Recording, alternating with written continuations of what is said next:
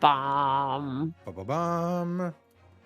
Say all the swears. Well, I mean, if you really want to, I'll allow it. I'll allow I the don't swears. know any. I never learned any swears. Oh. It's amazing how you managed to not pick up any in the world I know. around you. Is everyone such a swearer? Especially Kirsty. Yeah, what a swearer she is.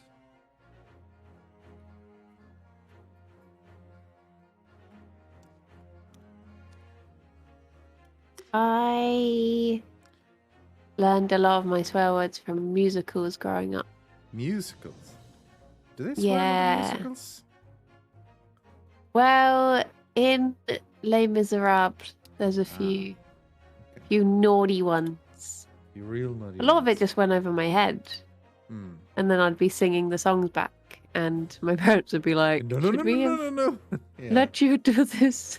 Well, sometimes you gotta be careful with the words you learn and how you reuse it. I was seeing a post about someone whose wife, like they was talking, and then like, oh, my wife today said the word bukake in front of our kids, and I was mortified, and she was like, what? What's going on? Like, it means like a mess, right? And then when he explained what it meant, she just like got all pale. Oh my god, I've been using that in meetings at work. Oh no. Oh my god. Oh no. Yeah. Sometimes you gotta be sure which word you're using. It's like I didn't know. Hello, everyone, by the way. Yeah, hello, hi. Ooh. Hello. Hi. I didn't know what wait, is it nonce? Nonce, yeah. I thought that was just like a dunce. Mm. And I called Alex that in front of his mum. Oh no. She was like, what did you just say to him? No. I was like, he's being a bit silly. And she was like, that's is not what that means. I was like, oh. Yeah, see, that's the thing. You gotta be careful because some insults you don't catch based on context. Some things are just separated from context. You could just hear, oh, he said you are a blah, and then you're like, you think you're making out the context on your own. It's like, yeah, but it's probably not. So you gotta be careful, particularly when it's another country's insults, right? Because a lot of them can be very local. Like nonce is a very British thing, like that's not really an American or Australian or whatever, even though it's English language. So someone like me who is from Swedenland and hangs out with a lot of British people, you catch these Britishisms every now and then. And you have to be certain that you know what they mean before you reuse them, really. Yeah. I've been fairly safe, though. I think most of my swear words and insults have, like most people, just come from pop culture in general. Whatever TV show I've been watching or movie or anything. Wizard says he's made the same mistake as me with the nonce thing. Yeah. Yeah. It's just what it sounds like a lot of the time, isn't it? Sometimes you can't rely on those things, Like like I've had this discussion with the Scots on our Discord, Mr. Ravs and Mr. Nilesy. Yeah. Calling someone a fruit, for example, right? Or a fruit cake can be slightly two different things, because one, it can be a homophobic slur, and one could be basically saying you're a crazy person, right? Yeah. And that is different in Scotland versus how it probably is in England, and definitely how it is in like the US. So that's also something you got to be careful of when you say it, because if you all you want to say is like, man, you're acting a bit crazy, Because they're like, oh, you're, and then people can think you're being homophobic or something. So that's also something you gotta watch. About random terms. But that's the thing. Like, cultures have their own language and their own slang and their own insults. Like, we all know that, like, Americans love saying the C word a lot. It's just the thing they do, and Scots also to a degree, right? And you cannot do that in the US. that's like a major bad word there, Well, it's like bad word, it's not an sometimes insult, but I find it jarring when I watch an American thing and they use words that you just wouldn't use over here, would not be okay. Very like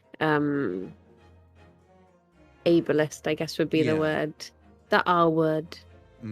Saying that, like when I watch Gilmore Girls and they just say it and I'm like, how are you saying this so casually? That's horrendous. But I guess it's just a cultural difference that maybe it's also time difference. Seen differently that right. I guess it was like early thousands, because it is one of those cases, right, where like, I mean, there's the classic like Quantum Leap episode, right, where Sam leaps into the body of someone who's developmentally disabled. And the classic thing is when he says like, I'm R word, and he looks at himself in the mirror, it's like, but that was what it was called back then. And this is something I've talked about in a while, where like, it's not so much that, oh yeah, back then we were just so heartless and we called them all that because we want to be mean. Well, no, that was just what the name meant. It's like it's a scientific term to retard someone's growth, is to hold it back or to like stop it. It's like a verb, right? So from that, like it's a scientific term, or like so it had a reason for why it was called that, and that was just the name. But gradually, like so many other things, once that became a term you use for people who were developmentally disabled or had Down syndrome or whatever they like, whatever issue people felt like they had, it started basically becoming a slur. So we then moved on to like, okay, we're not saying that now. That's not cool to call people. We're going to call them this. We're going to call them that. We're going to call them this. I think the most jarring thing I had with it was in, do you know the Mr. Men books? Don't think so, no. So there's books that were, it's written by Roger someone, I can't remember, but it's a series of children books, and you get like Mr. Strong and Mr. Happy, and they're very simple characters, very simple stories. But there's one called Mr. Late, and that's the word for late in French. So when I saw that in a French shop, I was like, what the heck? And I was like, okay, no, I translated it in my head and was like, okay, no, I understand. But at first I was like, that's horrible. Why have they got this here? I was like, oh. Well, that's the thing as well. Like, if you go to France, like, that's just a word used. And it just happens to be that is also... Because, again, it comes from the same thing. It's from being held back, from being slowed, Like, it's hence the word, right? Yeah. So you end up and I guess we still have a little bit of the language, because obviously if someone's late, you might say that they're being tardy sort of thing. Yeah, exactly. You're being tardy, which, you can say someone's tardy, but like if you say someone's a tard, then becomes... I mean, that was always a South Park thing, right? Like they said that a lot, but it's those cases. Well, I mean, you should never listen to South Park to learn how to speak. So that's one thing definitely that I think a lot of kids my age learned a lot of their swears from. Watching South Park. I was never really a huge fan myself personally, but yeah. I remember when I moved to Bristol, one of the things that shocked me the most is that there is like you get like, I don't really know what it is. It's like a meat product that has the same name as a homophobic slur. And just seeing that in shops, I'd be like, what the heck is this? Why is this on a menu? But then it's just a common thing in the West Country. That has always really surprised me too. Yeah, that's just what it's not called. Really a thing where I'm from, but over here I'm just like, oh. Yeah.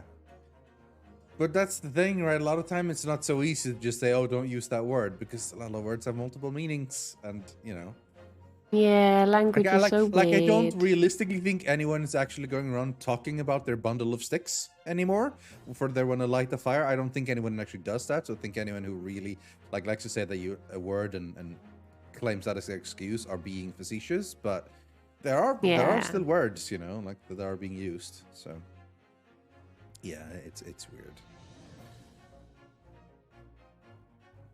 I think gradually words become insulting, which is always something I found frustrating, I guess, although it might not be the right word. Like you want to say a word, and this is something that happens with time as well, right? Like how you have no intention of offending, so you are using a word which you've always used because you think that's fine. And then the culture or society or this group have said, no, actually, we have now decided that that word is offensive. You should now say this instead. And Yeah. that feels frustrating because, like, it was not my intention to do that. Like, that word was working fine. I never meant it in like, when I was saying it, no one meant it as an offensive way.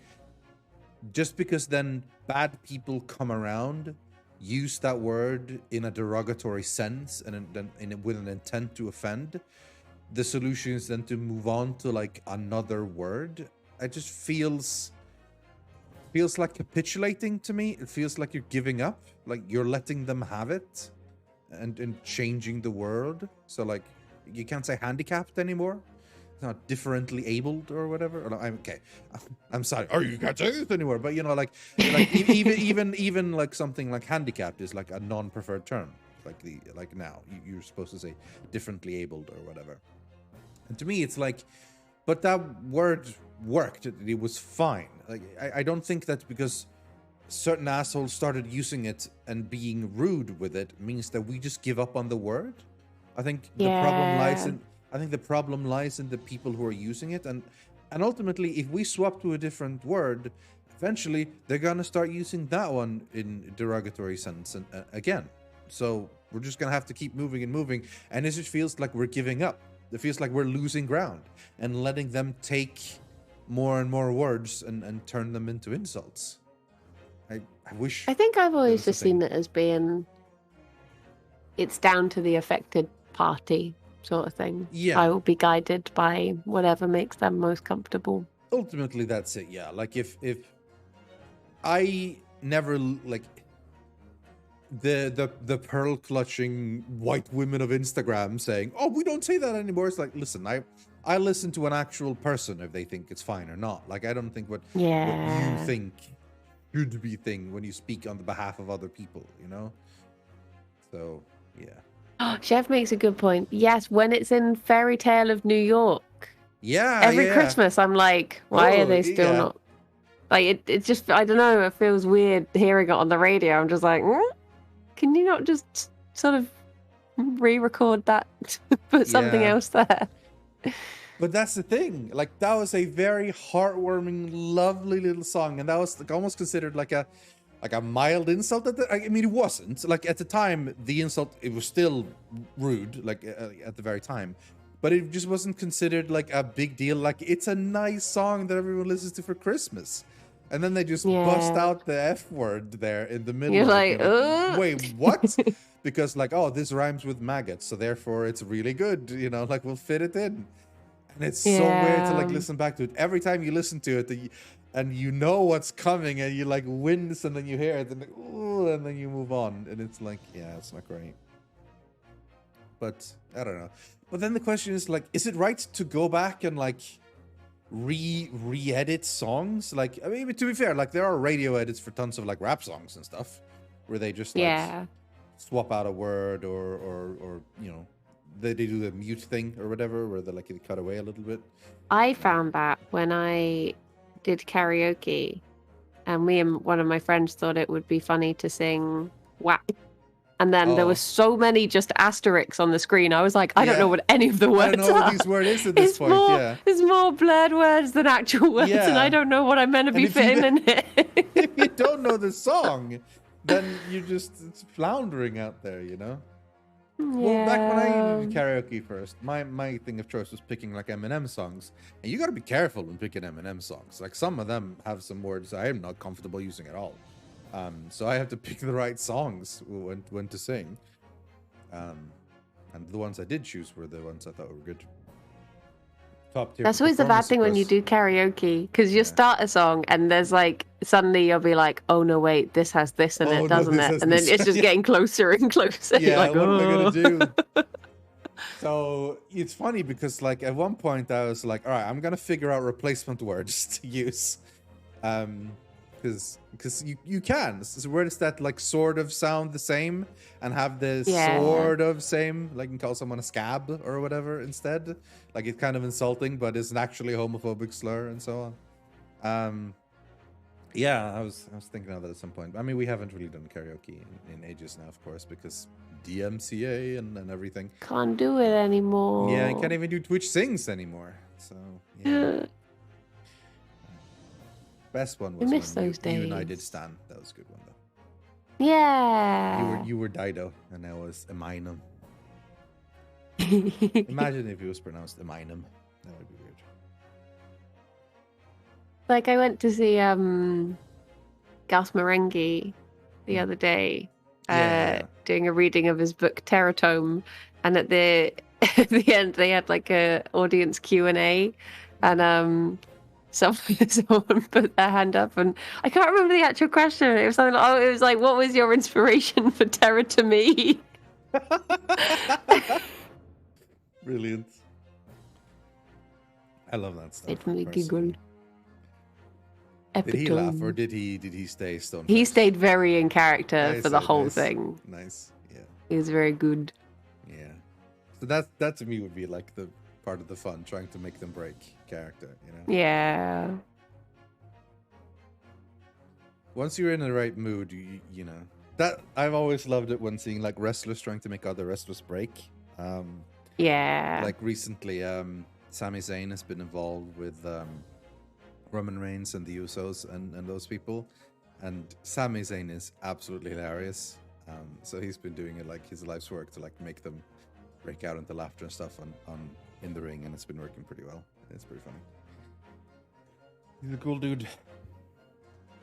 I used to watch him before he was Sami Zayn, back when he was El Generico, the generic luchador. It's great. It reminds me of Chris Yules for some reason. It's the red hair. Yeah. Did we say we were going to start the game earlier this week? Oh, for a yeah, reason that I can't remember why. No, because we were trying to figure out how long was left, and we're like, if we actually give it proper time, we might actually be able to do it. So maybe that's a good call, actually. Maybe we should actually start it. Bum, bum, Bum, bum, bum, bum, bum, bum, bum. bum, bum. All right, let me increase the volume a little bit. All right, let's make sure they can actually see the game on my screen as well. Okay, let's go. Let's go. As lovely as the chat was, it's good to go. What was happening? Why were we going back again? Something big had just happened, probably. History. Daily vigil. Oh yeah, he was remembering. He had like Yeah. repressed everything, hadn't he? And he was remembering what had happened 10 years ago. Yeah. The horrors coming back. One evening, when detectives came to the prison, I was told to them, I'm sorry, this is dangerous business, but can I help you? And then Scotland Yard. And he let this professor escape. Ah. Court is adjourned. Yeah, it's many ass. Bound by invisible chains anchored to the same wreckage of the murky depths of the past. Okay. Oh, it's investigation time, so it's your turn to Oh, c'est moi. run stuff. Still can't believe what just happened. Oh my god, that confused me because I saw her. Yeah. Well, you never see Ryunosuke. Like, he's the point of view character. Agree. I know. I inquired with the bailiff after the court session was adjourned. And it seems Mr. Vigil was taken to hospital to recover. Right. Right? Did I have to say that twice? Did that work? 10 years ago now. Mr. Vigil attempted to commit suicide by jumping out of the window of the prison. Oh yeah, that's what he was doing. That's why it was because he saw his entire career going down in flames because of what happened and stuff. So yeah, by jumping out of the prison governor's office. But ever since then, he's completely blocked the memory of those events from his mind.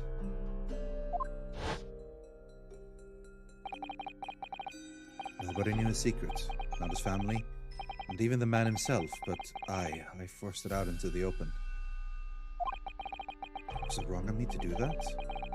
Did I overstep the mark, I wonder?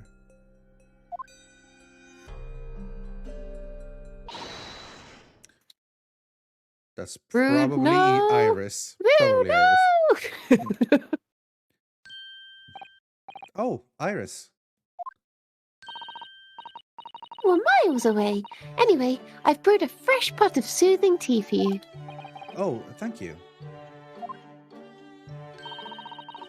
You and Susie have had an exhausting day so far, haven't you?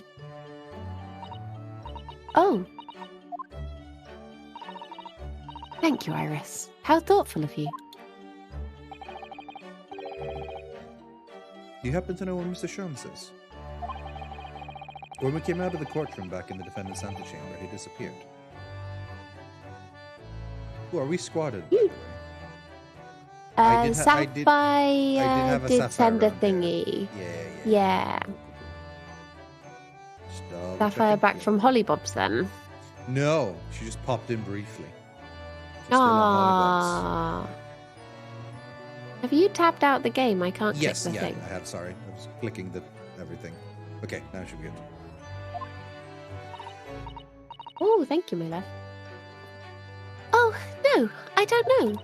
Did you also He just suddenly... Much like yeah. Ryunosuke and Susato. Very Yeah. He just suddenly sprang to his feet and left. All he said was, I must leave. I wonder if he's pursuing the mystery of Inspector Gregson's death. Well, you know what Hurley's always saying, don't you? There are many mysteries in this world that should perhaps never be solved. Exclamation mark. For the construction of a solution comes only at the expense of the distraction of something else. What does that mean? He knows very well that when you open someone else's old wounds, you often open up your own too. But he just can't take his own advice and leave well alone. Solving mysteries is too important to him. It's so true. But that's what I like about Hurley after all. I suppose that's the lot of a great detective in some ways. Realised I hadn't muted Alex. I suddenly heard him sniff. So then, let's have tea, and then I'll give you a hand. Oh, do you have time, Iris? Yes, I finished this month's manuscript at last, with barely a day to spare before the deadline. Oh, I'm so looking forward to it. A brand new story to read in the adventures of Sherlock Sholmes. You know, I always hide Hurley's violin in the days before I have a deadline.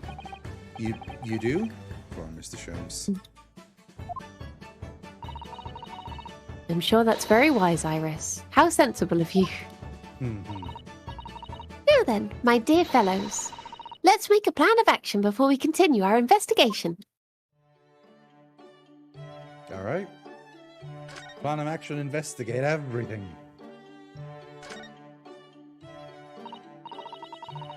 So, how did it go in court this morning?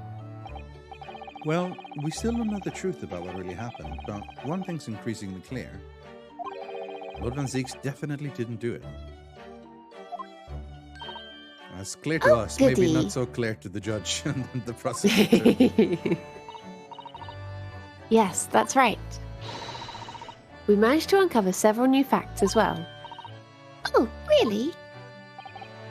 And there was another development too. Smart. Yes, it's quite clear now that Kazuma Summer is not himself. The way he's acting, it's almost as if he's possessed. Ghosts? No, I mean, at the end of the proceedings earlier, he was like a bloodhound the way he was chasing down Mr. Vigil's forgotten past. It's not normally so mercilessly persistent.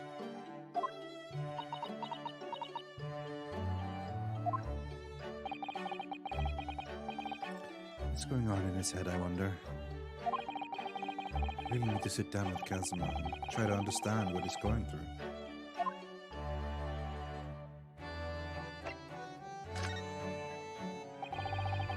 If Gregson was really murdered the day before his body was discovered, then Lord Van Seeks has to be innocent, you see? What? The day before? Well, that should be easy enough to work out, just by examining the corpse, surely. Yes, you would expect so. But curiously, no time of death was included in the autopsy report. Is curious. There are still unanswered questions about Lord Van Seeks, though, aren't there? Ah, do you mean... I mean, what was he doing there on Fresno Street that day in the first place? Well, according to the man's testimony, he said he was investigating Inspector Gregson, didn't he? It turns out that little room was actually the inspector's secret office. Oh, that sounds like it has all the makings of a wonderfully devilish plot. But then, why was that notice board in there covered in all those particular papers? Papers about cases with a link to the Reaper. I'm starting to get a bad feeling about all this. Starting to get a bad feeling about this murder. Yeah, I feel like perhaps something bad happened. Oh dear, that sounds more like something horribly devilish. We must start by looking into Inspector Gregson's movements of late. Gregson's movements. I never imagined I might have to be investigating an inspector's movements. Well, according to the entry in his diary, he was carrying out an incognito investigation of the Red-Headed League the day before his death. Oh, you mean he was doing the same as Hurley? Well, Mr. Shums was trying to apply, whereas the inspector was supposed to be investigating. I do wish it had been the other way around. Anyway, as it turns out, the inspector who went to investigate the Red-Headed League that day wasn't actually Gregson at all. It was Mr. Vigil, in possession of Gregson's identification. You know what that sounds like to me? Establishing an alibi. Oh my. Yes, you're absolutely right, Iris. But why would Gregson need an alibi? It would appear that the inspector had something to do that he wished to keep secret. I don't believe it. I always thought he was just a harmless lover of fish and chips. Perhaps they were seasoned with something a little more potent than salt and vinegar. Bum bum bum. Seasoned with murder! No. I think perhaps we should try to move away from food analogies. Yeah, maybe. But it is the thing, like, whenever, like, as soon as Vigil started talking about what he asked him to do, I was like, okay, yeah, literally, he needs an alibi.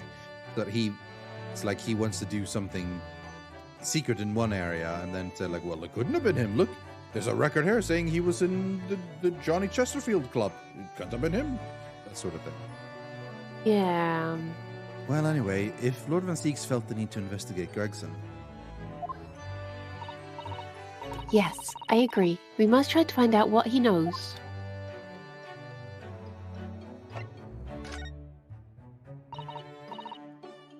Mitchell, you say? What's the name of the lady who came to visit Hurley yesterday? How has so much happened in a day? Yeah, it's crazy. We haven't even slept yet, I think. That's right. To ask Mr. Sholmes if he would help her to find her missing husband. Only Mr. Sholmes completely passed the buck to us. Actually, didn't you say that Mr. Vigil had been taken to the hospital? Do you know which one? Would it happen to be the exact same room that they put everyone else in? Maybe, just possibly. It's St. Sinners. I'm starting to wonder if all the other hospitals in London have closed down. Exactly. That's amazing, Bruno. You found the lady's husband. husband already. Well, I suppose I have, by accident. And 10 years ago, while Mr. Vigil was the chief warder at the prison, he was responsible for overseeing the professor's incarceration. Oh, So when the convict escaped, he was held responsible and immediately dismissed. sometimes I really don't want to grow up. There's more. For 10 years after that. While he was ostensibly working as a peddler, he also had another secret job. He was a Korok. Sly Thief says, I like the parts where Iridian sees something strange and the game calls it out on the very next line. Yeah, that's my favorite bit as well. It happens all the time. It was playing God of War as well. It was when the character says something, I respond sarcastically, and then Kratos responds sarcastically. Well, not sarcastically, he's not a sarcastic guy, but like he responds with exactly what I said. I always love it when that happens. He was paid by Gregson to be a stand-in, to impersonate the inspector. To impersonate Grixie? But why? Thank you, Sly Thief, by the way. I have absolutely no idea. Oh, Ginny was right. I'm starting to think all adults are up to no good now. Including you, Bruno. I haven't paid anyone to impersonate me. That means he has ties to the professor and to Inspector Gregson, though. So I do think we ought to pay a visit to Mr. Vigil, don't you? To St. Sinners, then.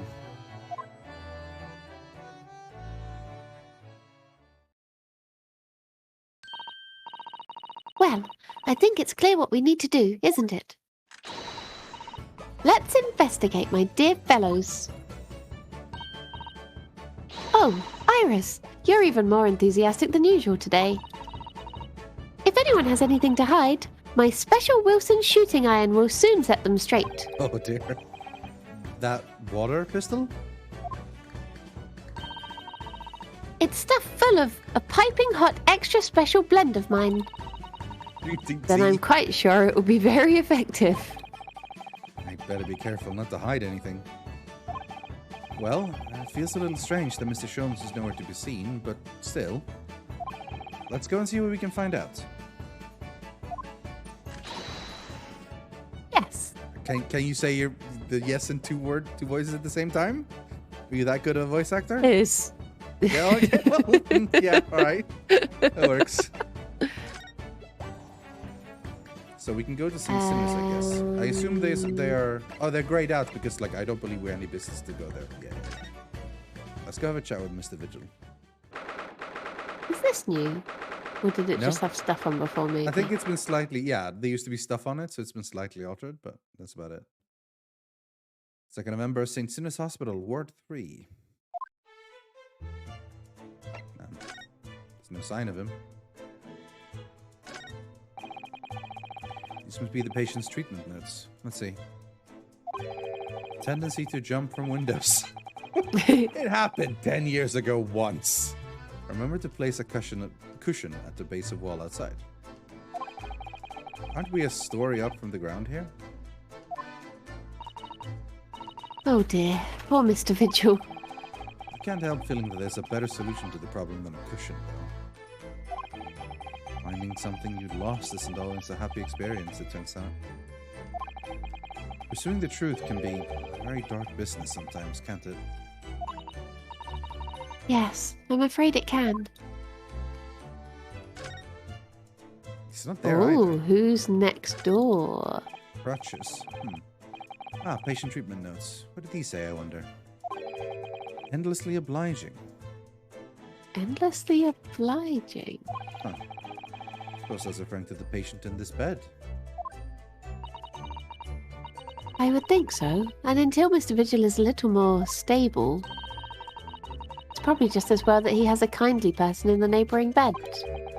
The endlessly part is a little worrying, though, isn't it?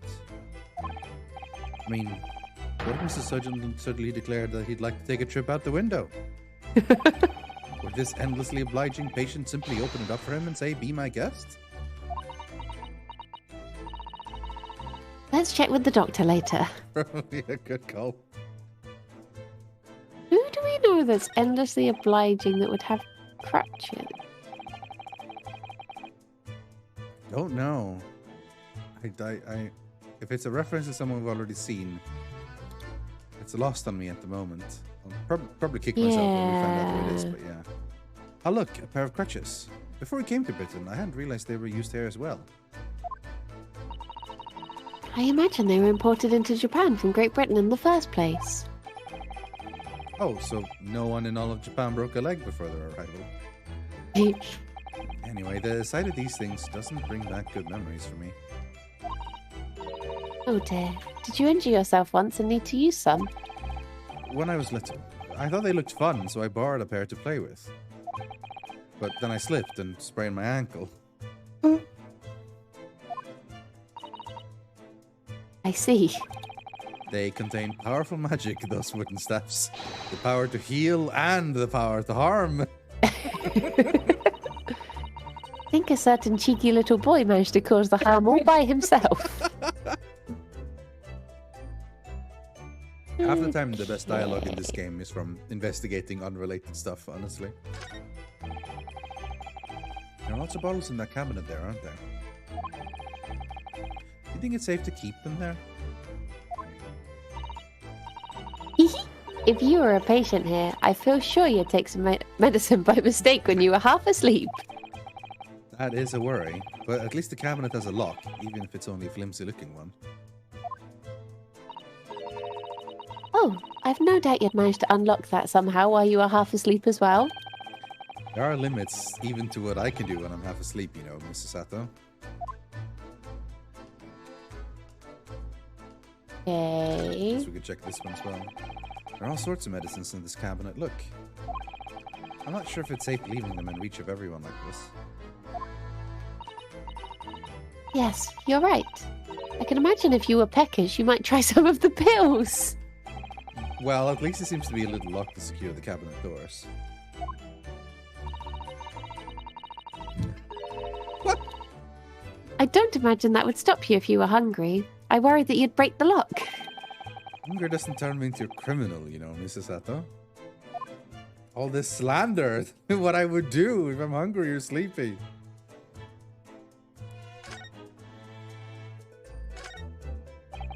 This note has caught my eye before, actually.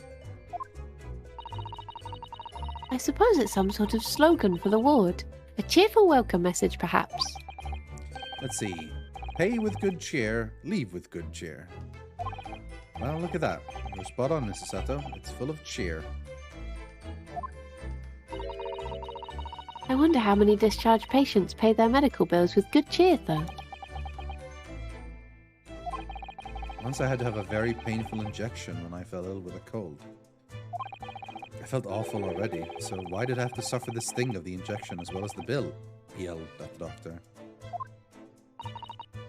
Oh dear, what terrible treatment. To the doctor, yeah. Is there really? What? I thought there'd definitely be someone here or something, but there's been nothing. Seem Right to side, be any... we've seen everything. Did we check the notes on the wall? Yeah. No, there's Oh. nothing apparently. Okay. Oh, there's like nothing here? Are we gonna run into someone when we leave or something? I guess so. Huh.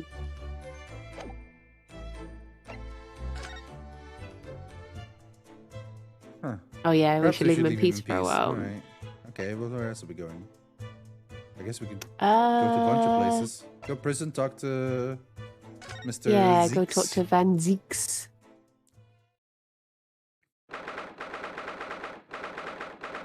Second November, local prison, cell 1.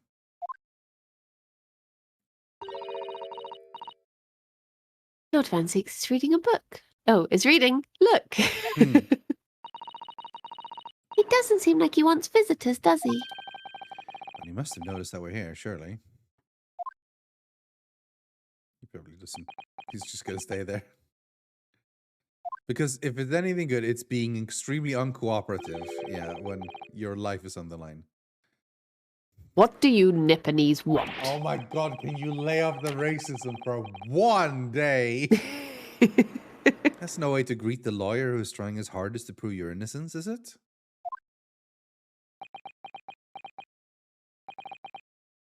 Perhaps not.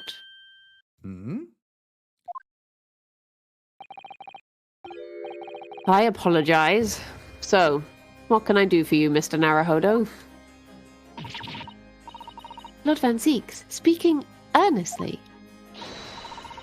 Oh, the fog will lift over London for the first time in months tomorrow. This does feel very, very strange.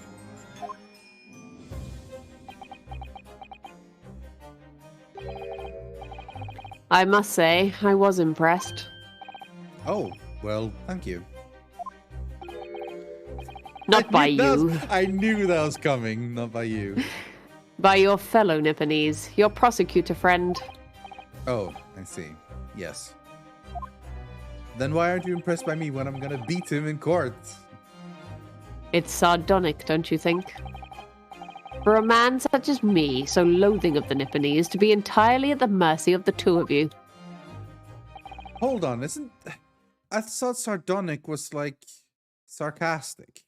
I didn't think it was like ironic. Ironic, yeah. Okay, I'm gonna look it up.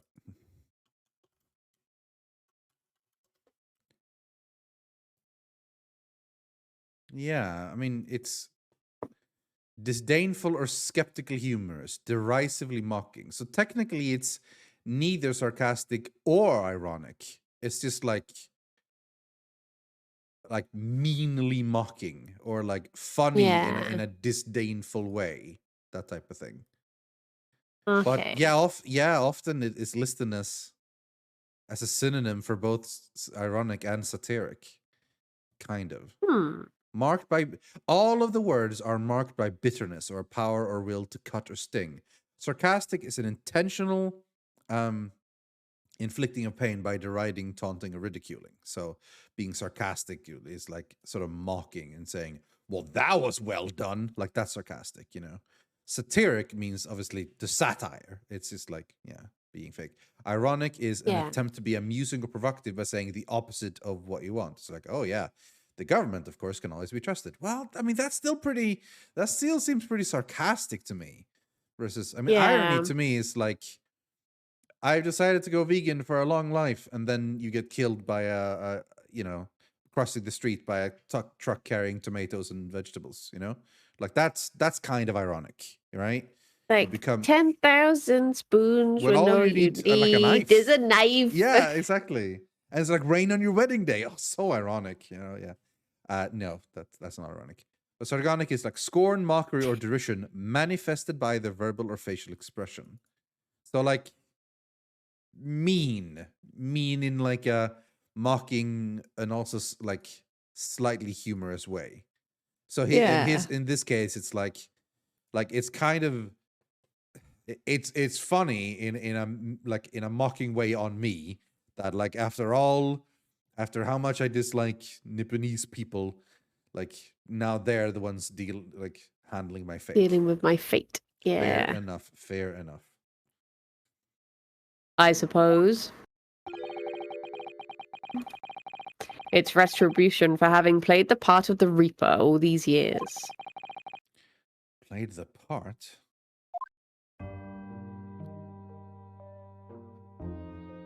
All right, conversing time. Anyway, bye. Just came to say hello. I don't think those descriptions you Googled are accurate. They're literally on Merriam-Webster, like the main website. So if you don't agree with them, like who do we agree with? You know, that's the thing. I feel like that's where that has to be the source.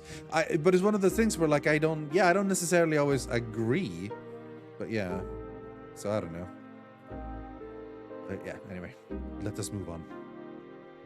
You once told me that you gladly allowed people to believe you were the Reaper because it helped reduce the amount of serious crime that took place in London. If keeping quiet and playing the part benefits the cause, a cause I myself am committed to pursuing, then why would I choose to say anything? But the henchman of a criminal killed by the Reaper attacked you only the other day. And Kazuma helped you fight them off. And that was just the most recent of many attempts.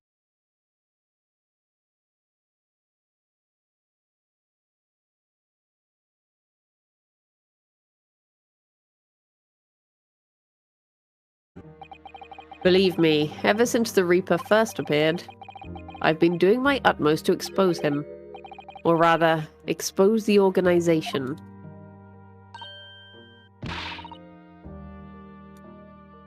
Ah, it's a whole organization. It's 3 Briony voices and 1 Rudian voice in one conversation. Time for Rudian to do the heavy lifting. I mean, Briony to do the heavy lifting. It's inconceivable that all those accidents were orchestrated by one man. No, the Reaper always appears to have a very accurate information about the accused in each case. Which is why it's Male Strongheart. Because he has all the power. He knows everything because he's Chief Justice. So he has all the information. He can easily find all the information about every case.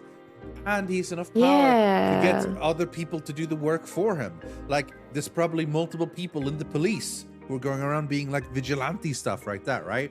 And that's what Gregson was investigating. And he needed his records to show that he was doing other stuff. It's because if Strongheart and the others found out that he was doing it, like, he would be fired or moved to Paris, dun dun dun, which he just was, right? Like, because that's why he was, because remember, he wasn't happy about being moved, right? So yeah. Oh my gosh. Yeah. Which can only mean that somebody at Scotland Yard is involved.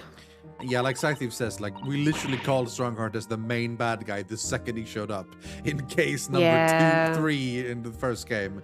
So it's not super, like, but, like, we still haven't gotten it confirmed, but I think so, yeah. I think it's for sure. It feels that way. Yeah. Someone at... You can't mean...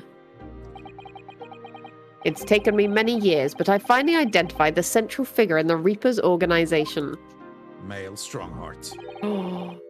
Oh, come on. Tobias Gregson. No! Gregson? The Reaper? Come on now, secret. Ventus. You think he had a chip on his shoulder? So, the reason you were investigating Inspector Gregson is because you intended to expose him as the Reaper? As I said, the Reaper of the Bailey is no single person. It's a highly secret organization with close ties to Scotland Yard. But there's no doubt that Gregson was a key member of that organization. I don't believe it. Are you saying that that he was behind all of those awful criminals meeting there? Gregson didn't do the dirty work himself. Oh. He was the tactician. His job was to covertly investigate the Marks and plot their assassinations. In order to do that without arousing suspicion, he regularly needed a firm alibi. Which is where Mr. Vigil came in, posing as the inspector. Vigil knows nothing of the Reaper. but the room he rents on Fresno Street was almost certainly the headquarters of the operation. Gregson would have met the assassin there for briefings. So we don't actually know who carried out the killings then. Actually, I do have a name. You what? Well, if you can name the man, you have the true identity of the Reaper already then. Or, if I can name the woman. Dr. Oh. Scythe? Oh, as long as I say Ginny. Oh, okay, no. She's a young woman. By the name assassin. of Assassin. Assassin the assassin. Assassin. Basically. Wait, what? Shin? Oh, wait, what? Brett? Miss Assassin, the true name of a terrifying killer I only know too well. Giselle Brett! She came to Japan. I knew we weren't done with her. Her entire story just sort of ended. And then she got murdered eventually. But like, I was like, that has to be more to her. Yeah. She came to Japan posing as a visiting student and murdered Dr. John H. Wilson. Then, just when it seemed that the diplomatic protection would help her escape Japan and conviction, I don't remember us learning her real name. Did we learn her real name? Maybe? If so, I'll be honest, I completely forgot that was her real name. So, but I mean, like, we saw literally the picture immediately, so it seems like we're supposed to know that that was her real name. But I don't remember that at all. The mysterious woman was herself murdered in the small summer beach hut. Well, apparently we learned it in case 1 of the second game. Oops. Really? That her real name was Assassin? Okay. Yeah, I don't remember that was the name, but that's fair. Like, the game is talking about it as if we were supposed to know it, and obviously, like, we did just find out. Susato told Runa about it when she returned to London. Okay, fair enough. That woman was actually the Reaper of the Bailey?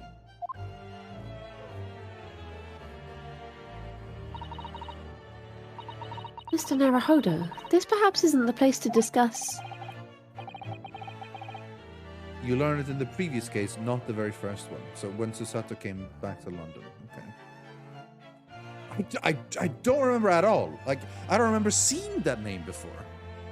Her name was Assassin. I feel like I would have made fun of that name before. but yeah, no, apparently. Okay. If people are saying we did, then we did. But yeah. No, of course not. We can't mention it here. After she killed Dr. John H. Wilson. Oh, yeah, of course. Iris is dead. Iris doesn't know, and it's very likely that the man was her father. Why, I really think we should tell her, though. Just in case. Assassin. I should let her father know at once. No, I should let father know at once. Yes, I agree.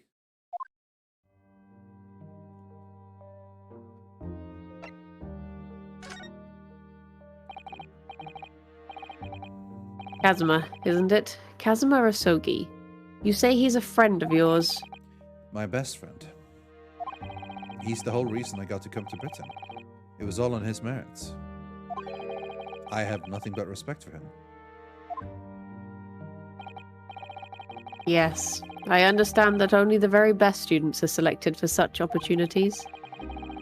And I had a fine demonstration of how sharp he is at the proceedings earlier today. He missed nothing.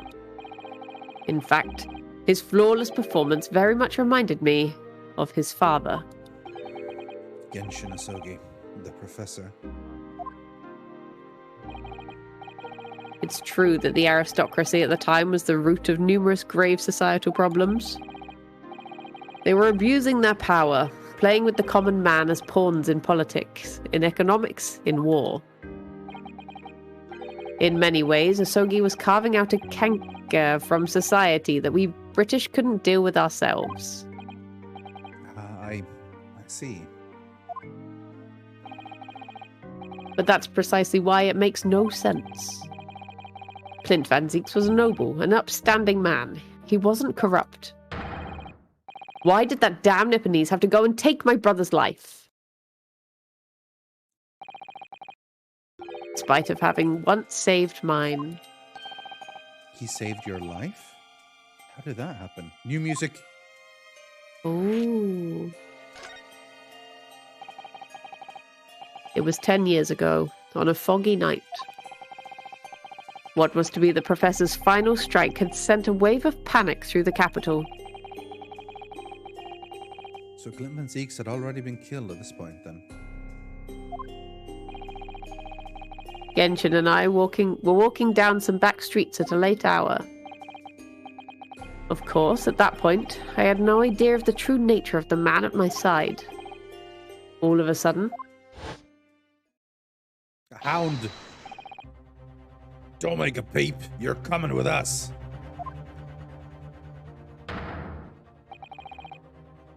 We were surrounded. All of our assailants were armed with pistols, their faces obscured by scarves. Clint was not only from noble heritage, he was a brilliant prosecutor as well. The scum of London hated the sight of him, and they had no sympathy for his younger brother either. I'd been targeted several times before already. Yeah, it's Van Zeeks, all right. We've got him.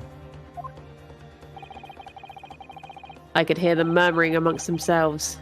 I knew they were after me. But just when I thought my time had come... If I let them kill you, Clint would never forgive me. Oh, so I guess he wasn't. It was Asogi's voice, just a whisper in my ear. Bang. Yahaha! Yeah! After that, I don't remember exactly what happened. The next thing I knew, there was silence all around. Genshin lay on the cobbled street. Blood was seeping from his left hand. He'd shielded me.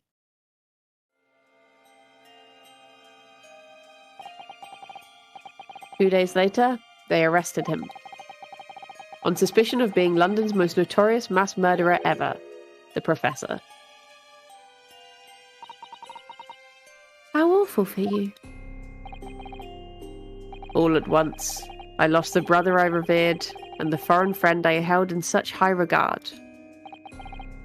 I'm so sorry, Lord Van Zeeks.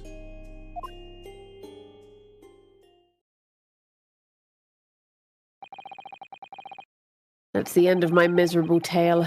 I never thought I'd recount it to anyone. Well, thank you for confiding in me. The Professor, the Reaper, and Inspector Gregson. Wonder just how intimately related they all are. I still can't quite believe that Gregson was essentially the Reaper. Giving assassination orders to Giselle Brett? Mr. Naruhodo, let's go and inform my father. I'm sure our government will want to hear about this new information. Oh, that means I get to meet your daddy, Susie. Hooray! Oh, Yes, do you reckon Daddy's gonna spill the beans? Ooh. I knew a Watson once. Murdered he was. Watson. Yeah, he was murdered. Maybe he was your dad. Thumbs up. Let's head back to the Great Waterloo Hotel then. Bye-bye. Bye, Zeeks. Nope, no kisses. New location. The Great Waterloo Hotel. But is he not at the hotel?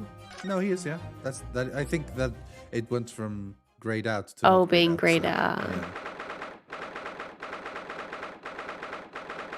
2nd November, Great Waterloo Hotel foyer. Foyer. I thought it yesterday and I think it again today. This place is so princely. It's a wild guess, but I have a feeling you'll think the same tomorrow, too. My tea has a finer fragrance than whatever they're serving in the tea room here, though, wouldn't you say? Ah, look who we have here. This is an unexpected pleasure. He looks like a perfect Watson when he's dressed like that. Ah, father. Oh, is this your daddy, Susie? How lovely. What a charming young lady. And you are?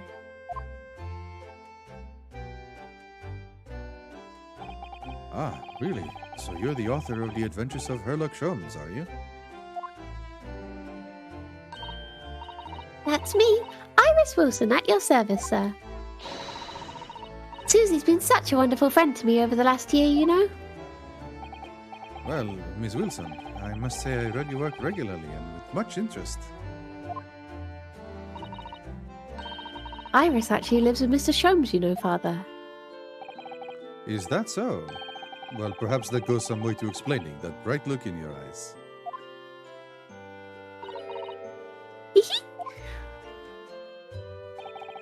You wouldn't be smiling so airily if you knew just how bright she is, believe me. The dangerous 10-year-old woman.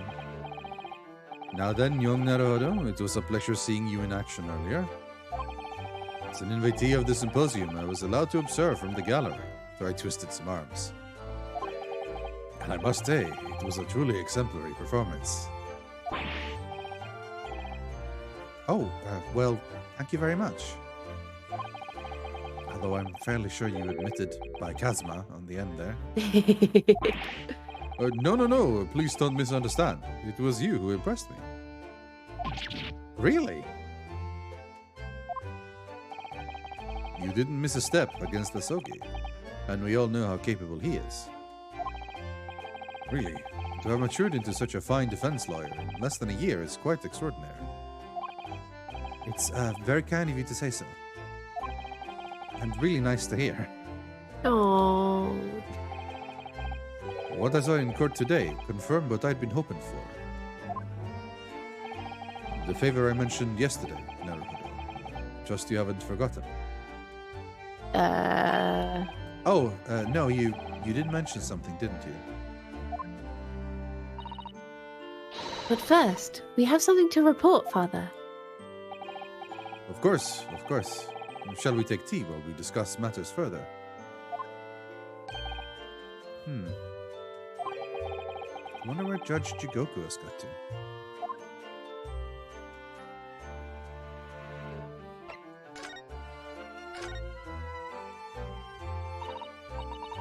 Father, do you know about the so-called Reaper of the Bailey? I've heard rumors. Some members of the judiciary explained it all to me yesterday. And of course, when I was a visiting student here in London, the Reaper was yet to emerge. Right, he didn't appear until after that case when the visiting students had already returned home. Lord Van Six, who was in the dock today. That was Barak, the younger brother of Clint Van Six, I believe. That's right. And he's known throughout London as the Reaper, as you've heard. But the truth is, it wasn't him behind all of those mysterious deaths. It was somebody else. I see. So what you're saying is, there's been a professional killer at work here. Exactly. Someone by the name of Asashin, in fact. I beg your pardon? Did you say Asashin? You mean that Giselle Brett woman who was responsible for killing my great friend? Hold on. Oh no. Making the cutthroat motion. Ixnay on the Urda say. Yeah. On the Surder? Oh no! It's Urder Oh May. yeah. Urder May. Yeah. Oh no! A friend of yours was killed? Professor Mikitoba, I think perhaps we shouldn't discuss this right now. Yes, the friend of the professor's talking about this Dr. John H. Wilson. And that's not something we want Iris to find out about. Not like this, anyway. I do think she deserves to know, but yeah. maybe a good time. I feel like they've left it so late now that you feel betrayed. Like literally, when they do tell her. As soon as we ran into Iris Wilson in like the third case, I think is the first time we were officially in London. We were like, okay, so that's her daughter then, and then we've known about that for ages, and he died in the very first case. I've just remembered something. Biscuits. This hotel has the most delicious looking biscuits. That was rather out of the blue.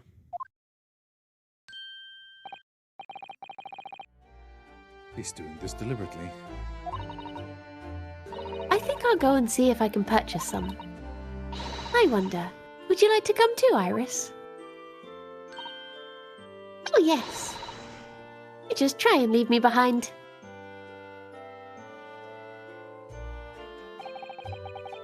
For that young girl. She's called Iris Wilson, is she? Yes, that's right. And she's the author of all those adventure stories starring the great detective Sholmes. And the name of the credited author isn't Iris, is it? It's Dr. John H. Wilson. Yes, I know. It's the name of her father, you see. I mean, sure, yeah, Wilson might have been a common name, but there's clearly connections regarding to the doctor and John H. Holmes and the people. Like, it's, yeah. Like, even if you're not looking at it in terms of story, where if two characters have the same name, that's not happenstance. That's not random. Like, an author doesn't name two characters the same thing usually unless it's important. Unless people specifically do it to subvert the idea of just being like, oh, I'm just going to do it randomly because that happens sometimes in real life. But it's just not really something you do unless it's intentional. Yeah. Her father, Dr. John H. Wilson. I was deeply indebted to the man for all the kindness he showed me during my time in London. That's why I was keen to reciprocate and invite him to the Imperial Yuma University 4 years ago.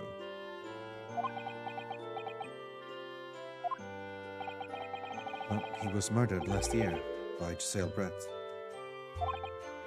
Why? Why would the hand of the Reaper stretch all the way to Japan? Iris knows nothing about that case. But it seems very likely that the victim, Dr. Wilson, was her father. Well, I can't say that we ever spoke about his family, so I don't know if he had a daughter or not. But I think I can say with some certainty that he was never the great detective's partner. So, it could have been another Dr. Wilson, you think? Well, John and Wilson are both common names after all. Still, it's probably best not to mention this to the young lady, until we can be sure. So we thought, yes. We're back with cinnamon biscuits. Ooh, they smell delicious, Iris. I think cinnamon will go very well with the tea they serve here. Don't you, Susie? Yes, I'm sure you're right, Iris.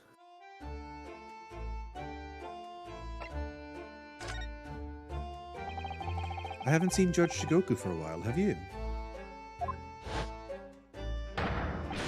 Guilty! Ha ha ha ha!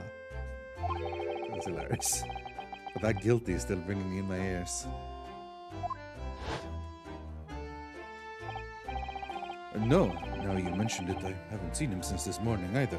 Oh, he better not have gotten He's killed. the Reaper. I suppose since the symposium's opening was postponed, he'll have gone to explore at the Great Exhibition. Reminds me of something you mentioned yesterday. About Judge Jigoku having once been in the dock himself. Ah yes, it was all tied up with that accursed trial. A close trial of Kazuma's father. Toshiro was trying to mitigate Genshin's guilt, so he took to the stand to testify. But he got a little carried away and actually managed to break the witness stand. Oh dear. Oh my. He also said some contemptuous words about the British Empire, for which he was charged. Haven't we all? Oh dear. Yeah, to be fair. Although it's worryingly easy to imagine him doing that. Well, it was alright in the end. He was acquitted and returned home to Japan together.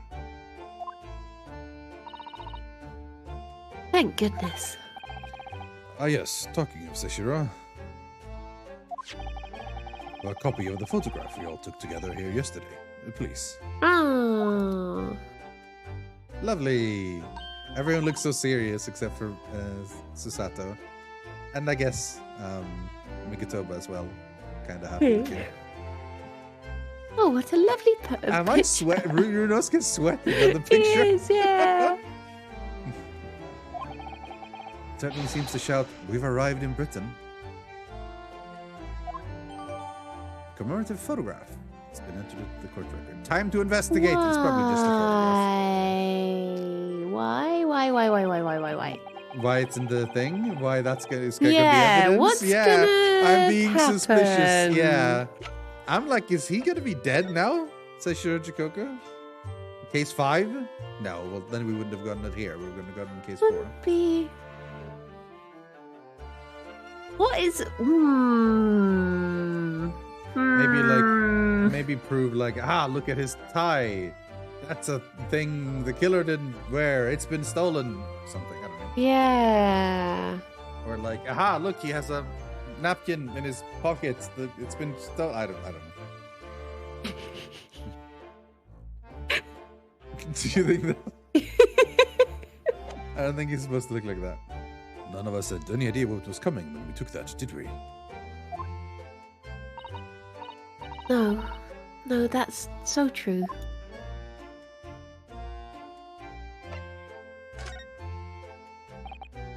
So, you mentioned a favor that you'd like to ask me.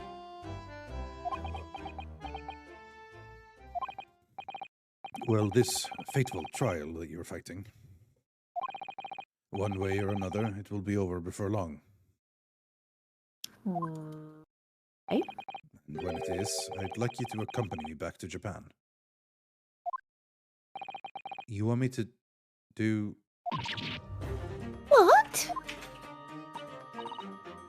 But, Father, what is the meaning of this? Now, Susato, you should understand. You've seen how our courts work firsthand. Japan's judicial system is in its infancy, especially when it comes to defense. Oh, you mean... The Supreme Court of Judicature is in desperate need of a good defense lawyer. That's us? As soon as possible. Really quite urgently, in fact. But I've not even been in London a year yet. I've read all of Susato's reports. I'm well aware of your extraordinary talents. And having seen you in action with my own eyes earlier today, there is no question. You, Naruhodo, precisely the man our country needs. Wow. So, you'd be leaving then, Runo? No. But then, what am I supposed to do, Father? You came here to serve as Asogi's judicial assistant. Yes, she's supposed to be Kazuma's assistant. Our government is still in the process of deciding how best to deal with the situation, though.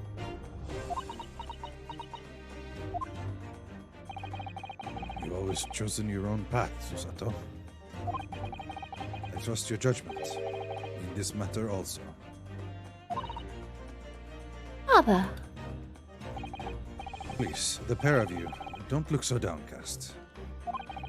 It's merely a suggestion, you understand? A hope, if I'm honest. But I won't force you.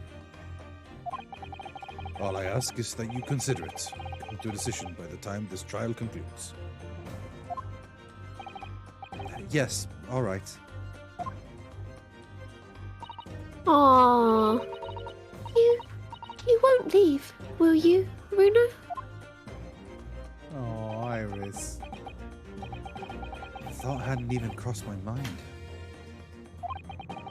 Until now, I've just been trying to do what I believed would be Kazuma's will. But it turns out that he's still alive, so... where does that leave me? Yeah, it was him that was supposed to go. And now, if I'm needed back in Japan... oh, damn. Well, if you'll excuse me now. We need to telegram government ministers and the Japanese police with this information about Asashin. Of course, Father. Thank you. Look forward to next month's installment, Miss Wilson. Oh, good. And please, do come to Baker Street sometime, won't you? We'd love to entertain you. Would be delighted. The best of luck for tomorrow, Naruhodo. And give my suggestion your full consideration, won't you? Yes, I will. Going back home. I wonder if that's what the final case is. Whatever urgent thing there is back in Japan. Back in Japan? Yeah. Maybe. You know, My gut feeling says it's still gonna be in London, though. But yeah. at London. London? You know, Kazuma-sama has always meant a great deal to my father. Sure, he'd love the chance to meet with him and talk to him about all of this. Yes, no doubt.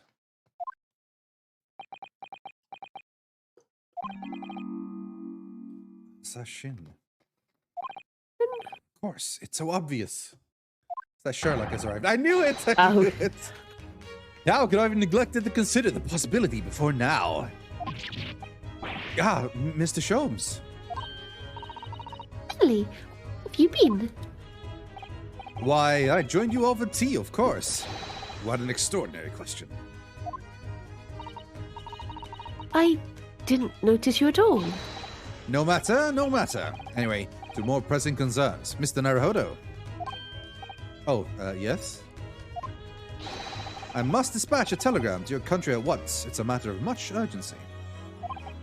To Japan, you mean? Tell me, to whom can I entrust the task? Quickly now. Who? Ah, well... My father has just now left to send a telegram to the Imperial Police Bureau of Japan himself.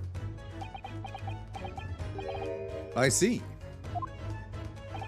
Well, he looked reliable enough for a bearded fellow. Can't trust fellows with beards. It's true. Notoriously untrustworthy. I don't think what father sports could be considered a beard, Mr. Sholmes. Yeah, he was a mustache-only type of guy. There's not a moment to lose. Kindly ask your trusty unshaven father. Wait. Okay. So he's not a bearded fellow now. That's good. Kindly ask your trusted unshaven father to see this is sent. I will, but what is it? No questions at this time, if you please, Mrs. Sato. All we can do is pray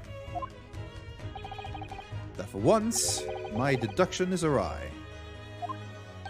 For once. Doesn't that imply that your deductions are normally correct, Mr. Sholmes? Which isn't exactly... Now then! You may be surprised to learn that I'm a very busy man. I certainly have no time to hide behind settees and eavesdrop on other people's conversation. Well, so that's what joining us for tea meant. I leave the sending of this in your hands, then, my dear fellows. I like to imagine he held it out, and then there was a puff of smoke, and then you see the note slowly falling to the ground, you know? Like in cartoons. Ah, wait a minute. Mr. Sholmes. Just sort of ran off, didn't he? At quite a pace. And left the unpaid bill for his tea behind, too. What a rascal. I must catch up with father at the telegraph office at once. And I'll run and call us a cab, straight away. Oh, they meant it when they said straight away. Yeah. And there was me thinking everyone would be clamoring to pay Mr. Sholmes' bill. Oh, there you go. Well, I guess we're solo. Maybe Mr. Vigil is back? Or has, like, awoken or something?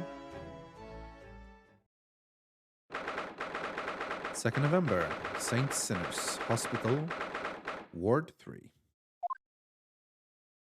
Oh no, she's with us. Okay. This is the ward where Mr. Vigil was brought, apparently. To be frank, I'm a little worried about seeing him again. There he is.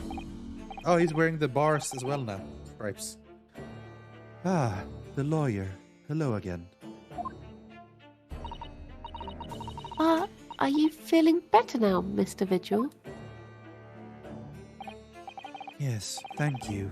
Somewhat better. Can't remember exactly what voice I did for him, so this will have to do. I'm so sorry to cause you to... I mean, it was because of me. If I hadn't exposed your secret and forced you to remember things you'd obviously tried to forget.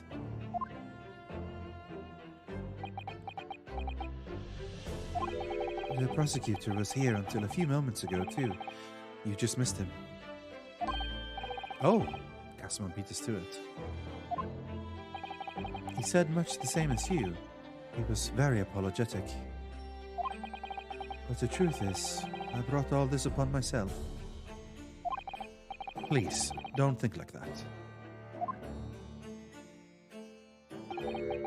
Keeping it from Evie, my wife, all these years, I've carried such a sense of guilt. But that's not the worst of it. Over time, I obviously came to deceive myself as well. You mean about your dismissal? Looking back now, I'm beginning to think that perhaps Inspector Gregson didn't stumble across me by accident at all. I mean, he compensated me so generously for acting as a stand-in. He was clearly concerned for my well-being and doing what he could to help. So perhaps Gregson knew exactly what had become of Mr. Vigil all along then. I'm sure this is just desserts for 10 years of lies and deception, but... It wasn't me that helped the professor escape 10 years ago. It wasn't me. I swear it. I swear it's true. Oh, Mr. Vigil. I'm sure you'd rather not dredge up even more from your past at this time, but... If possible, could you tell us exactly what really happened?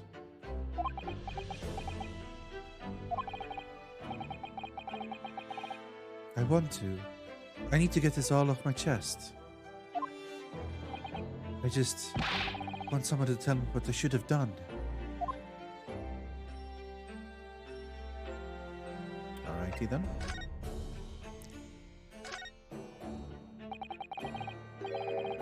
Inspector Gregson was obviously engaged in a special operation of some sort. He was investigating something that even Scotland Yard couldn't know about. Details of the Reaper's marks, yes. It was when he had to carry out those investigations that I would take his identification and impersonate him. You pretend to be the inspector and carrying out investigations on his behalf? Oh no, never. A common street peddler couldn't possibly carry out a proper police investigation. All I would do is go to the specified location and make a little hoo-ha. Just something to leave an impression, so everyone there would think a detective called Gregson was here. I do love a hoo-ha. Big hoo-ha fan. So, that's what you were doing on the day prior to the incident? Yes, he asked me to make an appearance at the park on Lime Street for the Red-Headed League event. So, as usual, I flashed the inspector's identification around and was very vocal about my presence.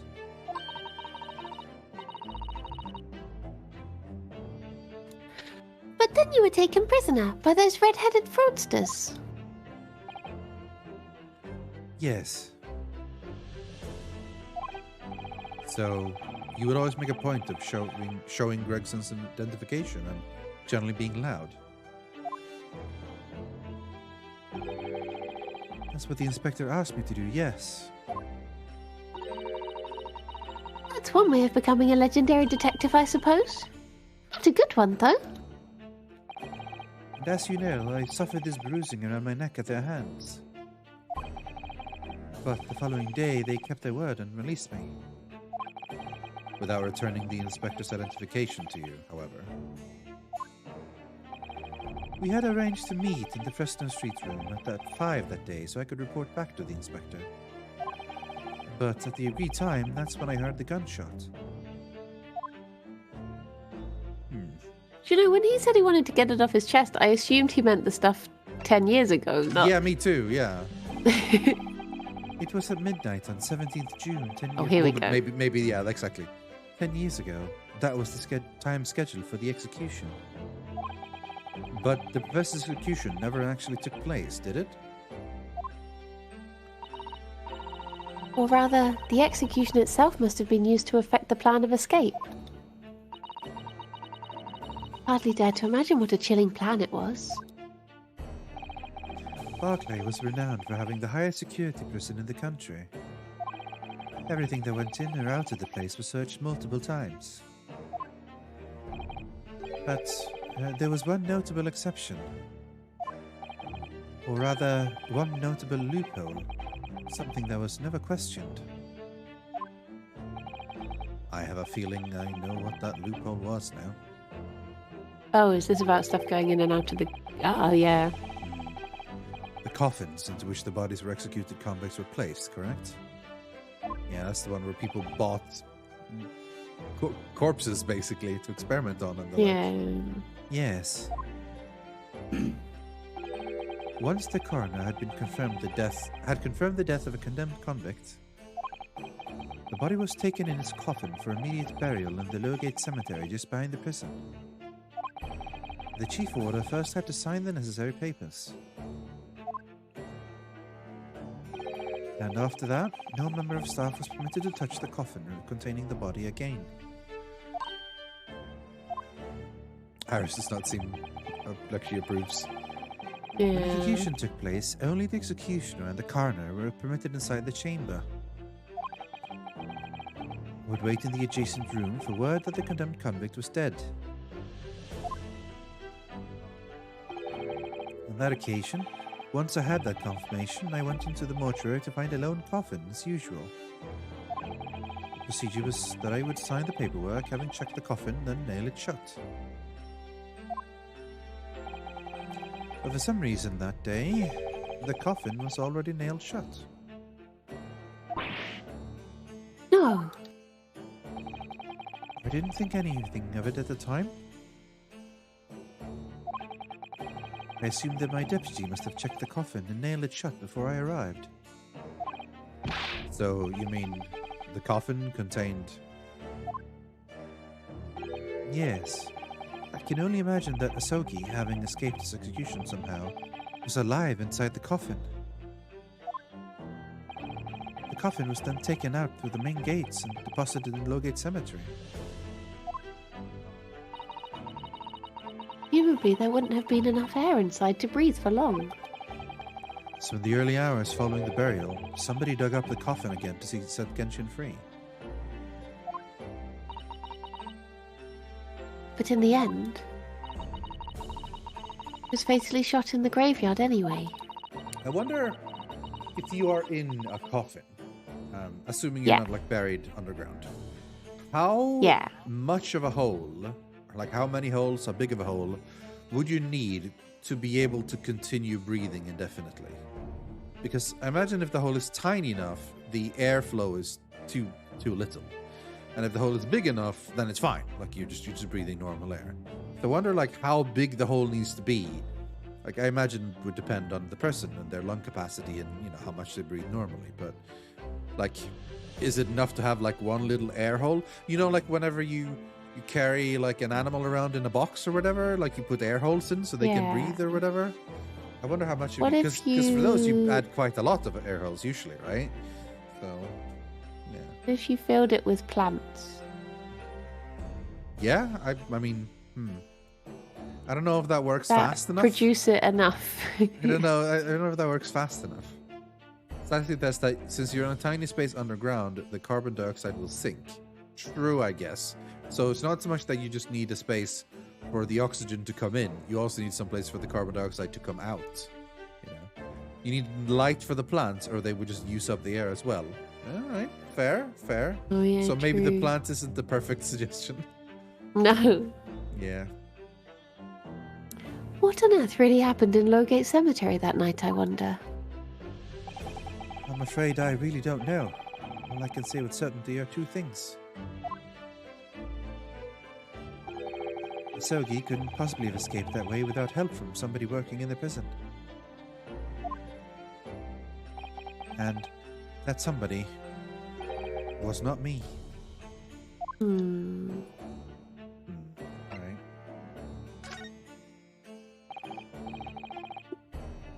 Obviously, you knew the man then. The professor, I mean, Genshin Asogi. Yes, I remember him well, in fact. Would you mind telling us what you know?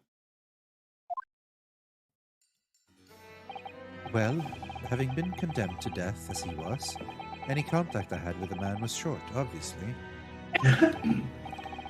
After that trial, which was carried out behind closed doors, attended only by elite members of the judiciary,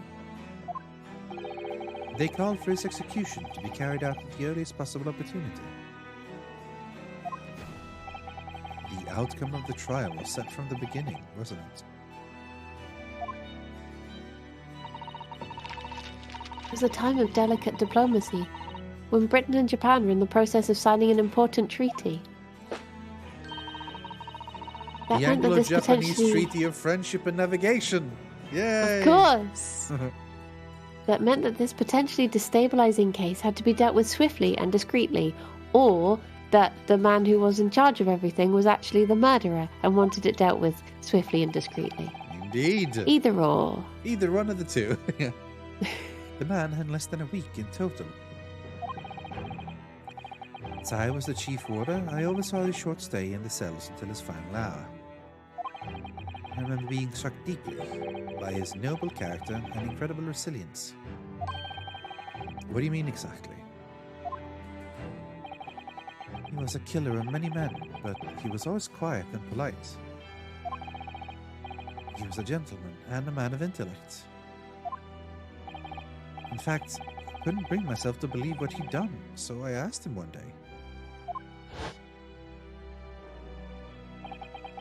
Those 5 members of the aristocracy whose lives were taken, were you really responsible?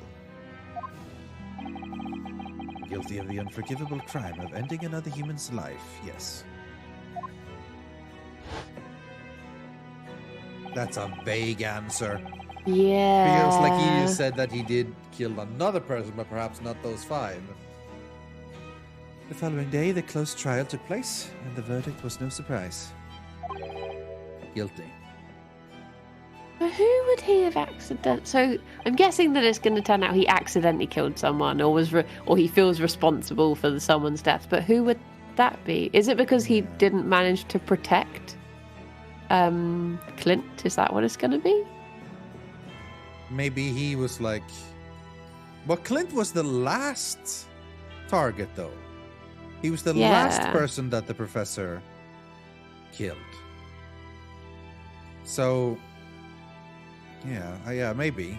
So you're saying, like, he was also trying to figure out who the professor was, and then failed to save Clint, and that's why he took the blame. But what would be the benefit for him to take the blame? Unless he killed the actual professor?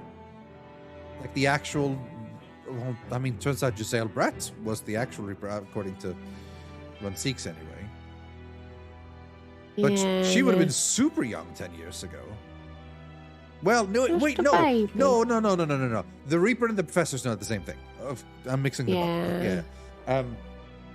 So what if Asogi killed the real professor, like the real nobleman killer, right?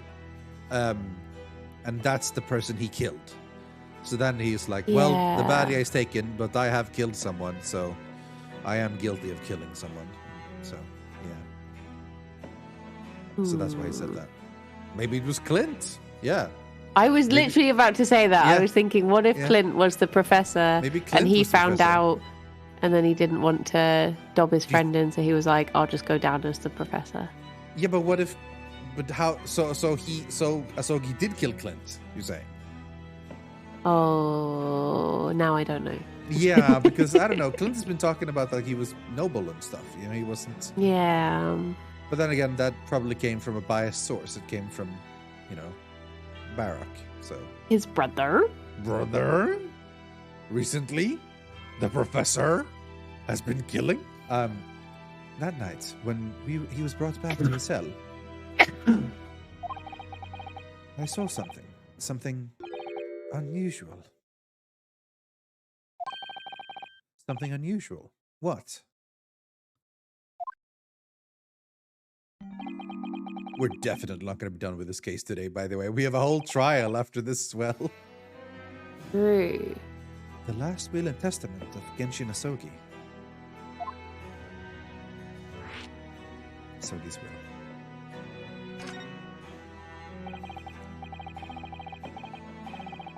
As I said, it was on the nightstand following his trial, after he'd been found guilty.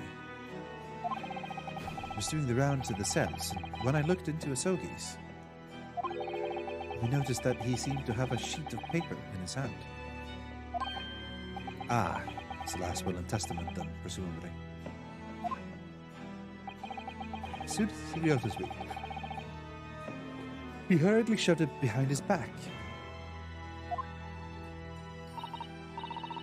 But why did you find that so unusual?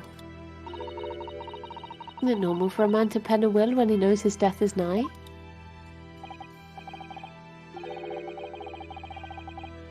Yes, that's true. But there were special conditions to Asogi's incarceration, you see? What sort of conditions? Well, even though he was held in a cell designed for condemned inmates, he was allowed to keep his personal effects with him, with one exception. His sword, probably. Yeah. Really? He was allowed his things? That is unusual, certainly. Of course, he'd been convicted of killing 5 members of the aristocracy, So he couldn't have any weapons and therefore not a sword. but at the same time, he was a guest in our country from the Empire of Japan. And the powers that be were determined that his final days shouldn't be needlessly uncomfortable. What was the exception you mentioned? To the personal effects he was allowed? That's the point. He wasn't permitted to have writing materials. Oh. Oh, so he was allowed a sword. Sword but was not... fine. Yeah. I mean, the pen is mightier, as they say. That's true, yeah. I've been told this. Specifically, no pens or paper. So, he was prevented from leaving any written record of what had happened to him. Yes, that was the long and the short of it. I have no idea where he obtained that paper. Any writing materials would have been confiscated from him upon his incarceration. As I said, he hid the paper behind his back and then he pleaded with me. What did you just hide behind your back? Please, turn a blind eye. This is my lifeline. But you know it's against the rules. You're the only person who's seen. You just agreed to keep quiet. All right then. But what's on that paper? I just love the fact that he's in prison for 5 murders and he's like, you know that's against the rules. Yeah, yeah, exactly. It's like, oh, I'm sorry, I shouldn't have done it. Oh, my bad. Last will and testament. His will is the only weapon I have left now.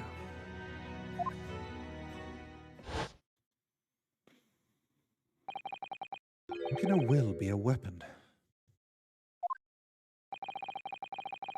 So I decided to pretend I'd seen nothing, and I let him keep his will. But then later, it just seemed to vanish without trace. What? What do you mean it vanished? Dun, dun, dun, dun, dun, dun.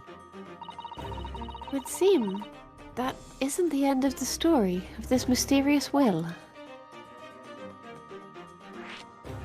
Ah, I was the only person who saw Ahsoka's will, but somehow it disappeared. It was after the Ahsogi execution. which was actually an elaborate jailbreak. The warders gathered up Ahsogi's possessions that were in his cell. They were all to be sent back to his family home in Japan, you see. Or Kazuma-sama. Maybe that's what he got, and that's why that was his ultimate mission, to come to Britain. Because he actually managed to get hold of the will, so he knows what was going on, or something. Yeah. Or maybe not, because apparently they couldn't find the will. And you're saying that he wasn't anywhere to be found among his personal effects? The will, I mean. That's right, though I didn't search through them myself. Maybe someone searched through them and put it aside, and sent it separately or something. But Governor Caden was livid. He was screaming, "It can I have disappeared completely?" I'm not very good at... My name is Vigil, and I'm not very good at Governor Caden's accent, you see. That doesn't quite make sense, though, does it? In what way? Well, we'd understood that only Mr. Vigil was aware of the will's existence. In which case, how did the prison governor know to look for it? Oh yes, you're right. I really don't know how he knew. But it certainly seemed as though he knew of the will's existence from the outset. He didn't refer to it as a will. What he said was... the Ahsogi papers. Hmm. The Ahsogi papers.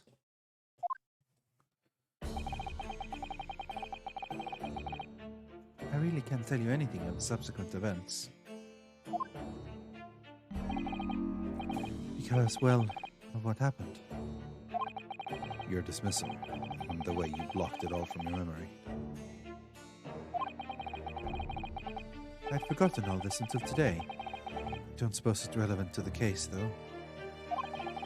Well, anyway, thank you very much for sharing it with us, Mr. Vigil. We're very grateful.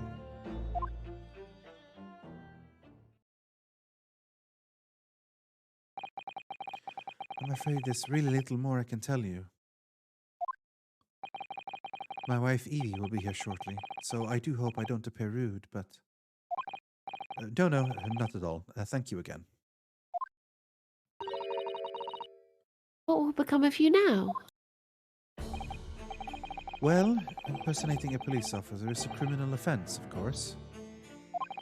I imagine that once I'm fully recovered, I shall be arrested.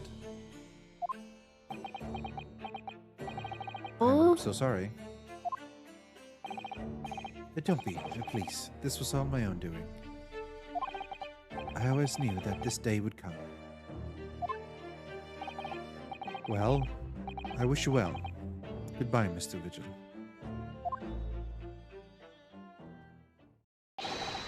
Ah! Before you go, there's just one thing.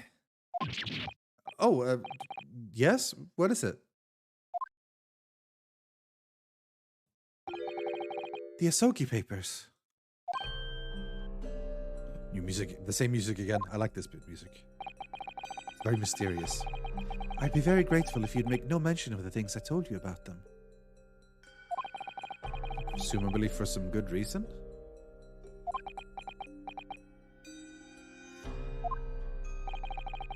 It's my understanding that their very existence is a closely guarded secret. If it became known that I'd remembered, well, it could be rather troublesome, I think. I understand. But we will for sure mention them because we're not going to keep any secrets at the entire point. Some sort of will that Genshin Ahsogi penned just before his death, which the man himself claimed was his last weapon. wonder. Perhaps it has something to do with this plan to escape. If there's anyone who might know more about a document than Kazuma's father left behind. It would be Mr. Vigil's governor. Governor Barry Caden. Then we know precisely where we must go. Back to Barclay Prison. All right. Okay. Bye-bye. All righty. Bye, Mr. Vigil. All right. This man is Scottish. I remember now. Remember? No. Second November, Barclay Prison, Governor's Office. Oh, back again, are you? Yes, hello. I've heard all about your investigations. I read the report just now. You found him, eh? Vigil? Yes, luckily. Well, and you? The lad doesn't work here no more, so your case is not to do with Barclay. I wouldn't like you to get the wrong idea about that. Of course, yes. Mr. Vigil stopped working here 10 years ago now, so... Yes, we've seen his dismissal notice, haven't we? He was given the chop. Aye, Kimmer, you can very well. So, how about a wee handcuff biscuit? Oh, they really are like little handcuffs. And as hard as iron, too. So, what's brought you down here today? Well, there's something else we'd like to ask you about, actually. Is that so? We believe there might have been a document that disappeared from Genshin Asogi's cell. That we said we wouldn't mention to anyone. yeah, immediately. But I guess he knows about it. I think it's been called the Asogi Papers or something.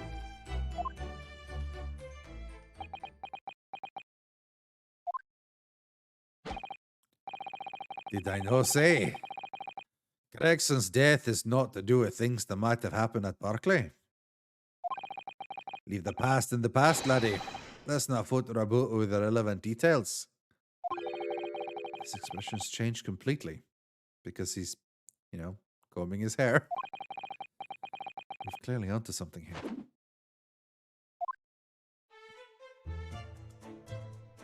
Dum, dum, dum, dum. That murderer's botched execution and the old miserable escape. They were Barclay's darkest hour, aye. A shocking embarrassment.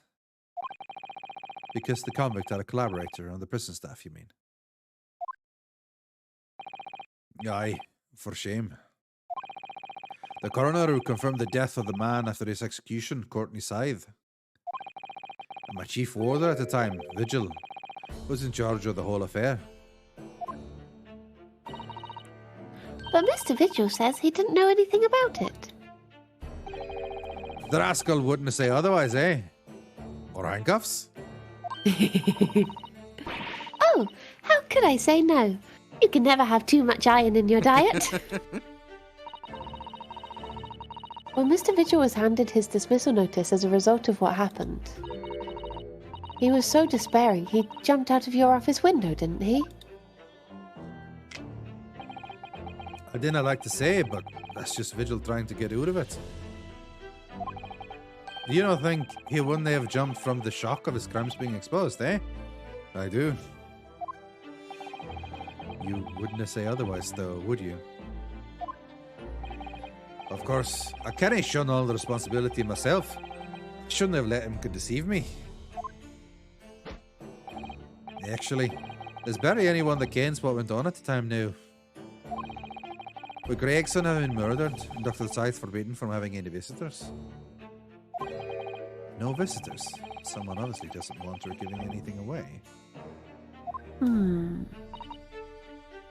Well, we're not going home empty-handed. And I wouldn't have dreamed of sending you packing with a note, Kimmer. Here, take a handcuff or two. Oh, well, it would be rude to say no. Wouldn't want to become anemic. I suppose, if there's anybody who might still ken about what happened back then, it'd be that last one of the forensic division. Mariah Gorey. Mariah Gorey. Oh, Christ. Mariah Gorey. That has to be a Mariah Carey reference, surely.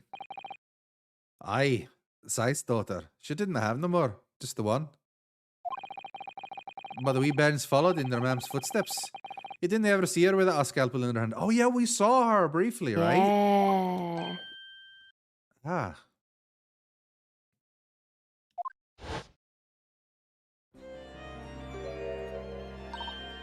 Mama, Oh yeah, no, you did her voice, I think. Was this me? Yeah. Mama, what is this? Ah! Where did she spring from? did she just call the doctor Mama?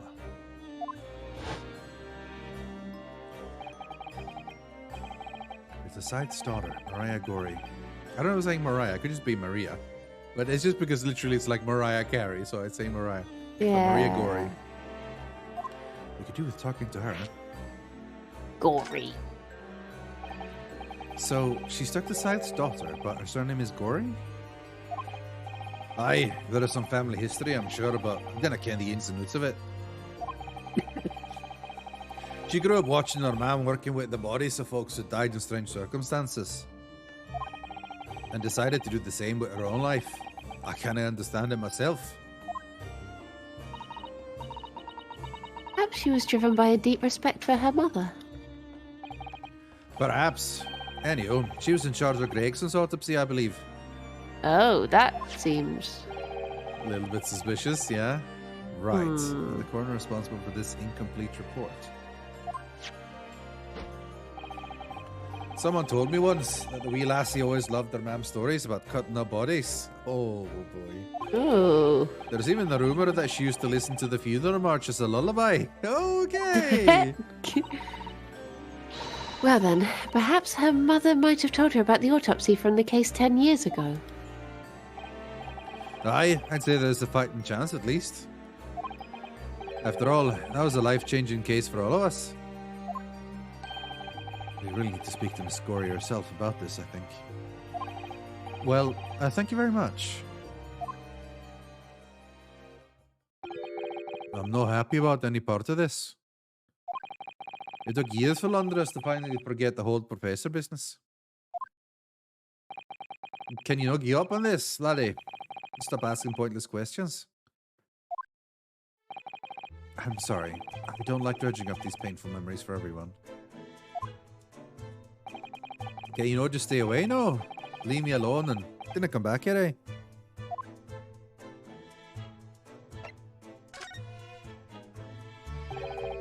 How'd you come to ken about that, laddie? Oh, well, you know, Vigil told us, no big deal. And right afterwards, he told us not to tell anyone about it.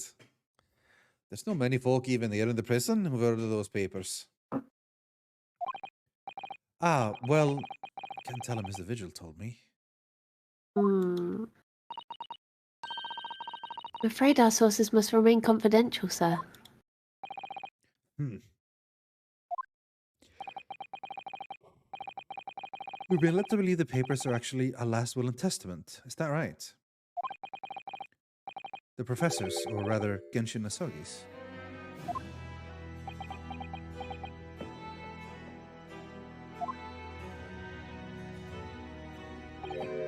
Aye, that's right. You're well informed, Jimmy. Jimmy. Oh, is that the end of the silent treatment? But then after the convict's execution, it mysteriously vanished from a cell, didn't it? Avers, no. You're off at the half-cock there. I think you didn't quite get your facts right. It was there in the cell, exactly where it should have been. Oh, not what we heard elsewhere. Let me just have a wee hook around here. I'm sure I can find it.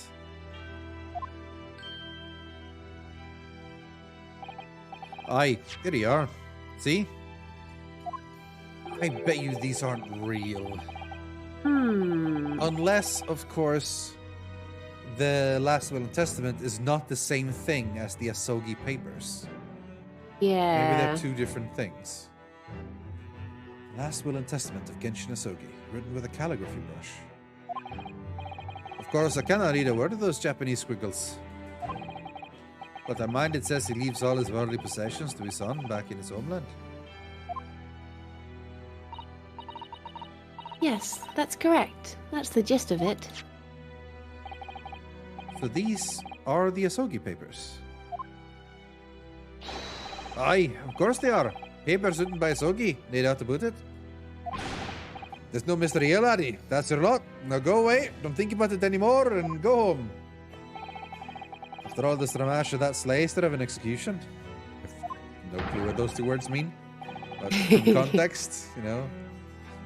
We sent the man's possessions back to his clan in Japan. And that was the end of it.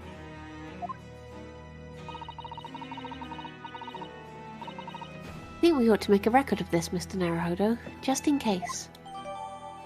The Asogi Papers. We should take a look at that. One thing before you go on your way, Mr. Naruhodo. Oh, yes? Those papers are not to do with Gregson's death. I'd prefer it if you didn't make no mention of them outside this office. Or rather... Yeah, we can be trusted. Yeah. I wouldn't just prefer it. Consider it an order from the highest level of our government. I understand. Alright. Can we take a look at them? I, Genshin Asogi, hereby request that upon my death, any and all materials, possessions, and wealth belonging to me in London be delivered to my son Kazuma Asogi in the Empire of Japan. It is with deep sadness that I accept my fate in this foreign land, in the knowledge that I will never see my homeland or family again, but I regret nothing about my chosen path. That last sentence, interesting.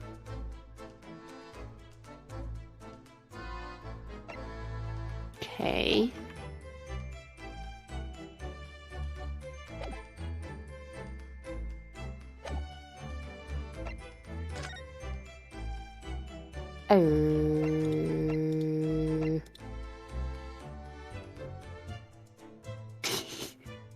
In some ways, this place seems to rather suit Lord Van... Oh, did I say that out loud?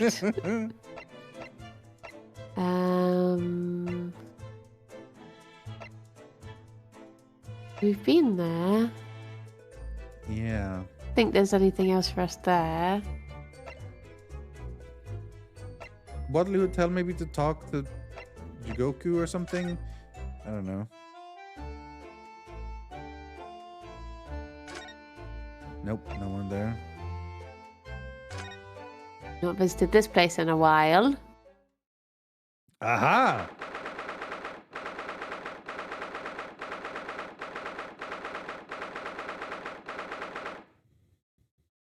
I'm gonna run for a wee quickly.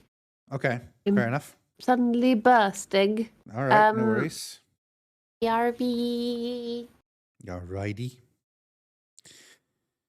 Well, chat, she shouldn't be long. Briony's a very quick peer.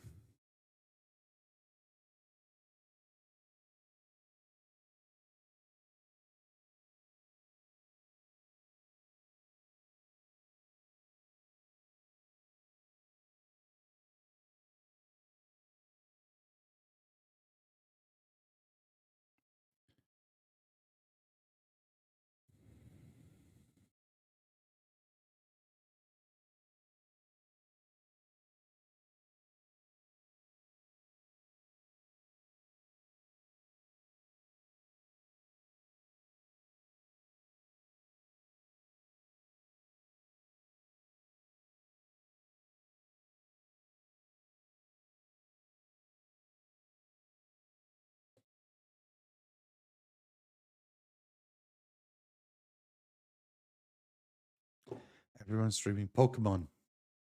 Except us.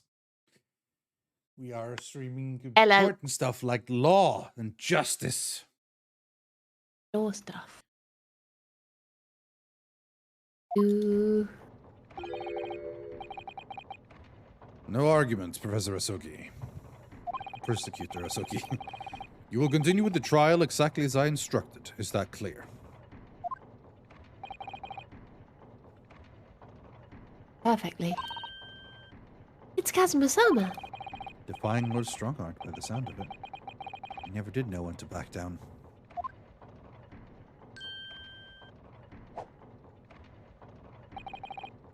On your way now, Asoki. Oh, sorry. I What? forgot to put the game back up. It was just Jerry. My lord?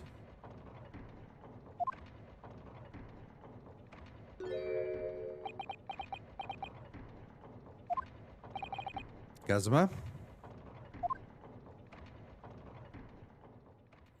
What an asshole. Left without Oh, saying a he word. must have a motive or something. yeah? Something's going on. Maybe his motive is he's a son of a bitch. That's his motive. Yes? What are you doing here? Well, it was on our list of places to go, so we just figured we'd pop in. Yeah. Oh, well, I was just hoping to ask you a few questions, if you wouldn't mind.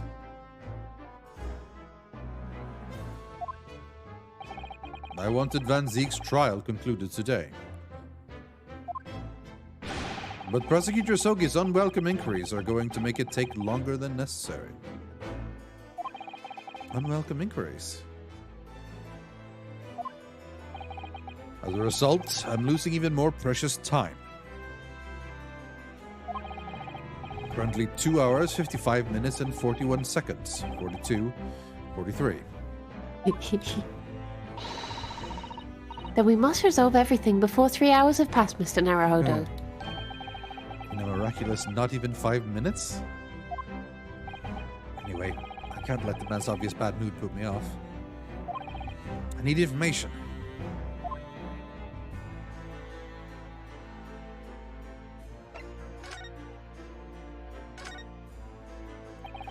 Does Prosecutor Sogi believe that Lord Van Zeeks is the Reaper? I wouldn't know. It was 10 years ago in that fateful close trial that Lord Van Zeeks made a name for himself among the judiciary. But the next trial he fought, he lost. It meant the ringleader of a criminal organization was acquitted, thanks to all the jurors being under duress. But that's awful. The man's freedom was short-lived. He lasted just 3 days. Yes, let me see. Died in a rock slide at his place of work, I believe. Correct. That was the inauguration of the Reaper of the Bailey. People believed Lord Van Zeeks was responsible? He was brought to trial himself, but it was shown to have been an accident. Well, must have had a solid alibi then. Nevertheless, the mysterious deaths continued. In total, 16 persons perished in unusual circumstances, ostensibly at the hand of the Reaper. That's a long run of coincidences. Well, the Reaper's true identity may well have been revealed by this trial. And the impact that revelation would have on the British public cannot be understated. Is that why it's a closed trial? Precisely. Sorry, I was just putting my phone on charge. Okay. It did nice. that. Doot, doot, doot, doot. This country hasn't seen a close trial for 10 years. So the last one was the professors? The trial of Genshin Asogi? Correct. Actually, we heard that originally you were going to prosecute that trial yourself, Lord Strongheart. Van Zeeks entreated me to relinquish the prosecution to him, and he might avenge his brother's death. I feel like that wouldn't be allowed. Yeah, it's kind of... Yeah, I don't think that should be allowed. Yeah. Conflict of interest. Even so, here we are. With the son of the man Van Zieks had condemned, now looking to avenge his father's death in the same way. You're saying that what goes around comes around. However, it would seem that the new young prosecutor is harboring some ulterior motive as well. Kazuma is? I like my organization to run smoothly in the exact manner that I prescribe. As with the giant clock in here, I won't tolerate a single cog being out of step with the others. What was it? Which one was the people were saying, oh, that wouldn't work if it happened like that? That one in the middle? That one isn't attached to anything, though. Oh, was it these two? Well, these two, they're not attached to each other either. You see, they're on different Or layers. this one? Well, that one is also not attached It was to something anything. in the top right that people were Yeah. annoyed by. Maybe the very, very top right? Those two? Seems to But be. that seems to work fine. Yeah. So, I don't know. I think maybe people just assumed some of them were connected when they weren't. Like, the three in the middle were connected, but they're not. They're on different layers, and they're not even touching. The top Yeah. left was the teeth don't mesh properly in the top left. What do you mean? These ones? I don't know. The thing is, I don't think a lot of these are actually connected. I think those two to the very left of Strongheart's face are like definitely connected. But that's pretty much the only two wheels I actually see connected properly, except maybe the ones right to the Yeah. left of that that are on different angles. But anyway, I think it's mostly just a visual thing. So that's what all these gears are about in here. If the young man refuses to mesh with the other parts of my great machine, I will be forced to take steps. What do you mean? Not something which you need to concern yourself. Mm. In any case, all your questions will be answered tomorrow.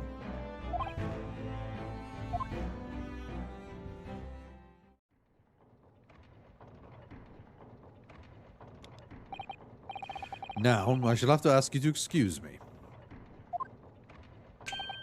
As of this moment, I've been delayed from attending my next meeting by precisely 3 hours. Oh my, that is a long time. I hold you entirely responsible. Hey, we were only here for the last 5 minutes. Yeah. Even though we miraculously managed to fit everything into not even 5 minutes? I wonder if you might agree to us, talking with Prosecutor Asogi? Discussions between the defense and the prosecution outside of the courtroom are generally frowned upon. However, I will make one exception in this case. Now go. You can find him in his office. Oh, thank you. If he's even gonna talk to us, who knows? Let's go to see him at once, Mr. Naruhodo. Kazuma's my best friend in the world, but I'm really not at all sure I know how to talk to him at the moment. Yeah, ever since he came back, he's been a different person. A new location has been added. Prosecutor's office.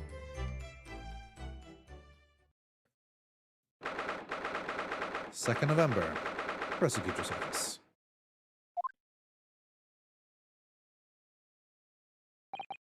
So, this is the office of Prosecutor Asogi now, is it? This was Van Zieks. Van Zieks' before. room, wasn't it? Yeah. But they've just cleared out all of his stuff. Well, they still have the giant portrait of himself or of his brother, maybe. I don't know. Most of the stuff is the same. The bats are still there. The swords on the wall, the gramophone, all that stuff is kind of still there. I mean, it feels Yeah. like basically Kazuma just sort of took over because he was his assistant, you know?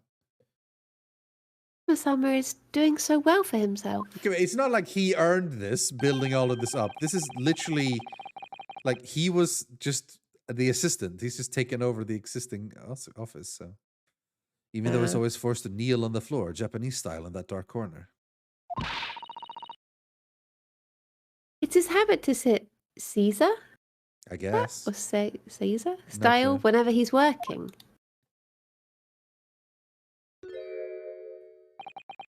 Kazuma.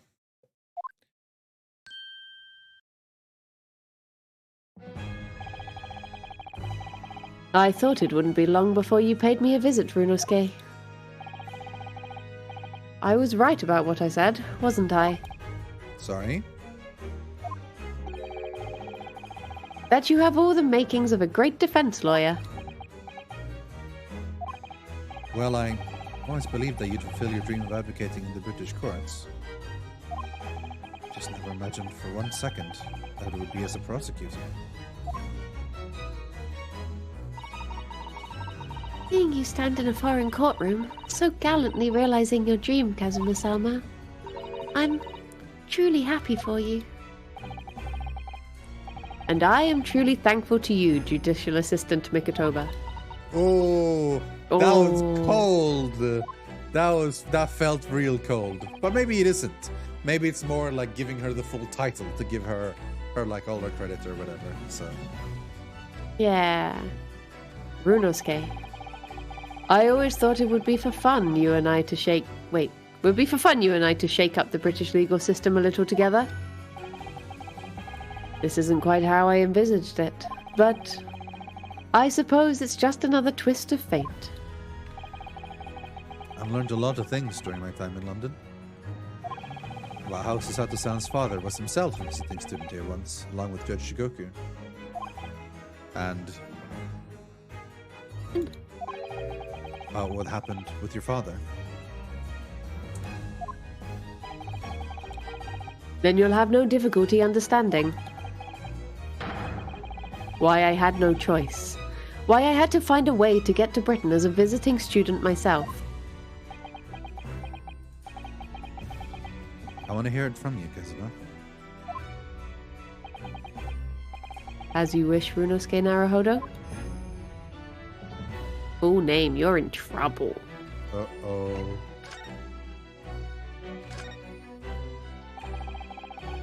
It's getting on for a year now, since what happened on the SS Buria. We have been advised to investigate the stuff in the room before we leave. Oh. We're heading across the oceans from Japan to Great Britain. When a bizarre, serious. Come on now, game. That should be series. A bizarre series of coincidences led to those tragic events. I felt I'd lost my best friend forever. He doesn't have his bandana anymore. Oh, yeah.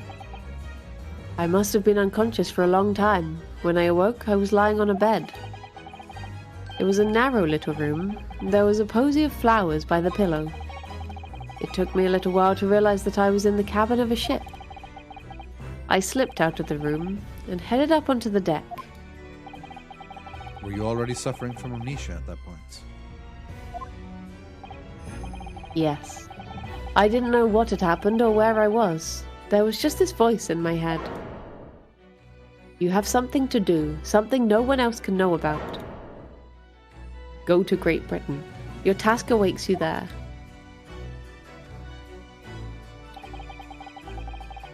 It was a calling I couldn't ignore. It compelled me relentlessly.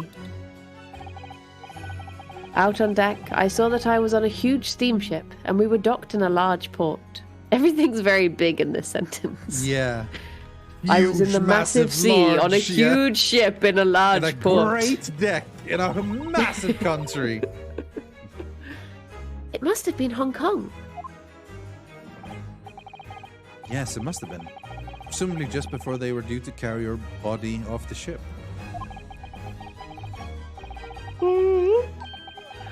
I had no idea of the situation, but I did have the feeling that this was in some way my last chance. So I concealed myself among the disembarking passengers and went ashore. Then I disappeared into the crowded streets of that foreign port city, so I could plan my onward journey to Great Britain. You don't need 2 swords. Can't we have one? No. Just under a year ago, with all my past memories lost to me, I was left behind in Hong Kong. Everything was foreign to me. The sights, the sounds, the smells. My head reeled. I was truly at a loss. I realized now that I'd escaped as a dead man, with nothing but the clothes on my back. No money, of course. Just the clothes on my back and 2 swords and a dream. Oh, how terrifying for you. Well, actually, he only had the 1 sword, because we had his sword for the longest time. I don't know how he got the 2nd sword, though. Where's that from? I think, isn't it when he turned up and then we gave it back to him even though he already had a sword? Yeah, but why did he already have that sword? I guess he had Because he used to only have the 1. Did he just, like, pick up another one in his year? He got probably the prosecutor's assistant sword that is tradition for them to have. They all must wield one. That's true. Luckily, though, I had 2 feathers in my cap. 1 being your knowledge of English, I suppose. That's right. And on the back of that, I was able to pick up some work as a deckhand on a cargo ship. Eventually, after calling at countless ports, I finally arrived at Dover. That must have been some 3 months ago now. Your formidable tenacity of purpose showing itself again. Stop complimenting him. He's a bad guy now. I mean, the man had lost his memory and had literally nothing to his name. I don't think he's a bad guy. Well, no, he has some sort of secret super plan. But still, I hate it when they just won't tell me. I could help. Every time. It's the same thing with Zeke's and this guy. They're like, I'm secretly good all along. And it's like, just tell me. And I can help you. And we don't have to have this like fake animosity going on. And they're like, you understand, Rudoska. It was needed from the entire beginning. I'm not actually a racist. I'm not actually a bad guy. It was just because my secret plan. I needed you to act like an ignorant fool to work against me and being played. It's like, just let me know. Let me be part of the twist. Maybe I can be tricky and sneaky rather than it being thrust upon me. But he still managed to make his way to London, the opposite side of the world. Of course, I had no idea why I'd moved heaven and earth to get here at that point. So, how did you end up becoming Lord Van Seeks's apprentice then? That can only be called an extraordinary stroke of luck, really. You see, I was stopped at the border because I had no papers. No Asogi papers? Eh? They took me straight to Scotland Yard. And by sheer coincidence, Lord Strongheart was there to I almost said offend a meeting. To attend a meeting. Yes. That's when the 2nd feather in my cap came into play. Would that have been your knowledge of the law? Yes, exactly. Lord Strongheart was curious about an Easterner with intimate knowledge of British law. He took me back with him to the Supreme Court and assigned me to the prosecutor's office. And then, 9 days ago, you finally got your memory back with the trial involving Trevor.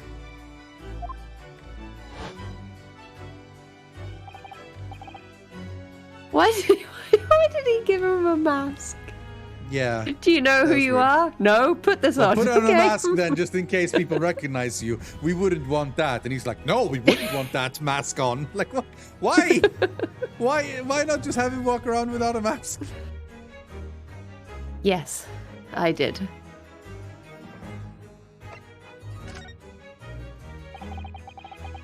Ever since I first met you at Yume, you talked about your dream. Ah, flappy flaps. The old Mark days. my words, Runosuke. I'll be chosen as visiting student and make my way to Great Britain someday. Did you know the entire time about what happened to your father here?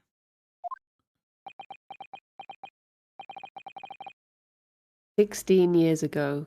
No, it's usually 10 years Yeah, it's ago. What 10, happened it's always 16 years What? ago? We have another timeline now? Jeez. Oh, it's still tiny. When my father left on that exciting trip to Great Britain, I was just a boy. We took a photograph together the day before his departure. It's my last memory of him. What I remember most about my father is his unswerving sense of justice.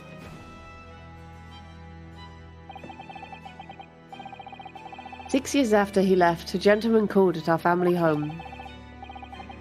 He told me that Genshin, my father, had been taken ill in England and passed away. It was Professor Mikotoba, your father, Susato-san. Oh my. Ever since then, the professor was very good to me. He even helped to fund my university education at UMA. I'll be forever in his debt.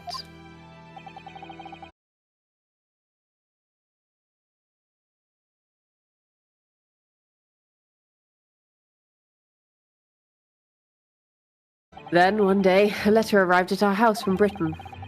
There was no indication of the sender, so I opened it, assuming it was from an old acquaintance of my father. What I read in that letter changed my entire life.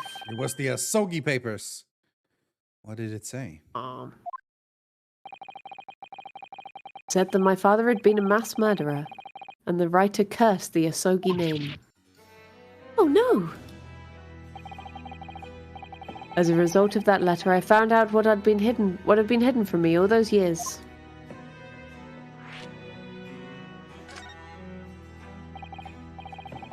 Presumably, the letter was sent from a relative of one of the victims. If whoever it was had been a member of the judiciary, he could have been present at the closed trial, or it could have been Stronghearts. Or Van Sieks, Oh, or Strongheart. The letter revealed that my father had been sentenced to death, executed for being a killer. I'm so sorry you had to find out that way. I imagine the British government did its very best to silence whoever sent that letter. But someone who knew the truth and couldn't bear the resentment was always going to be a problem. But still, it couldn't have been written by anyone. Why would you believe such a thing? There was a newspaper cutting included with the letter.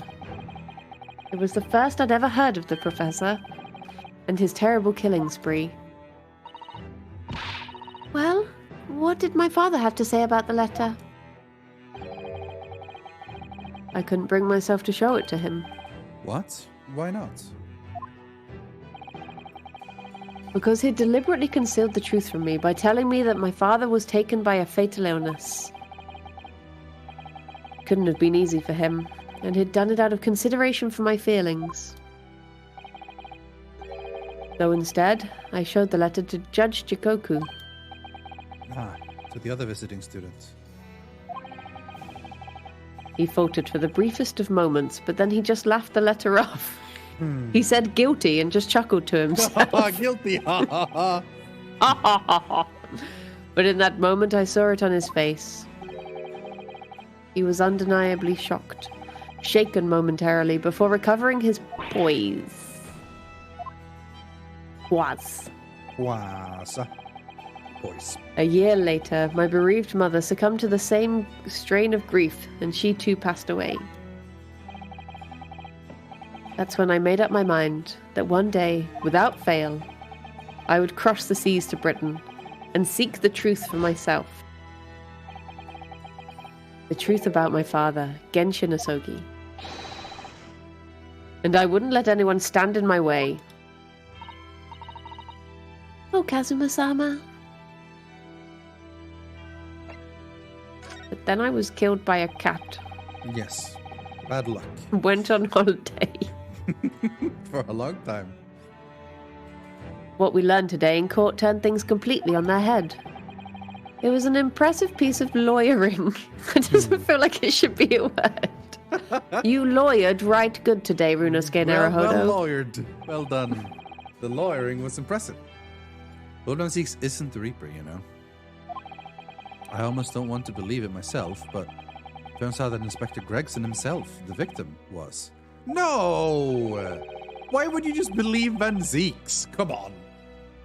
It's clear that the inspector was behind the Reaper's activity all along. No, I still don't believe that at all. I still don't think he was the Reaper. At all. What? You mean Neither do I. They just need a distraction from the big reveal of it being Strongheart. Strongheart, exactly, yeah. The real question is, who's been giving orders to the inspector? Yes, Barak Van Zieks is the real Reaper. Oh my god, everyone is so wrong. And I know that 10 years ago it was him who decided my father must be a mass murderer and sent him to his grave. No, he was merely saying that justice was done as the law dictates. He's not to blame. Ultimately, it's people who condemn people. The law is just a tool that they use to do it. And when a man condemns another, he must take responsibility for his actions. Of course he must. But I know for certain that my father would never have taken another man's life. Kazuma.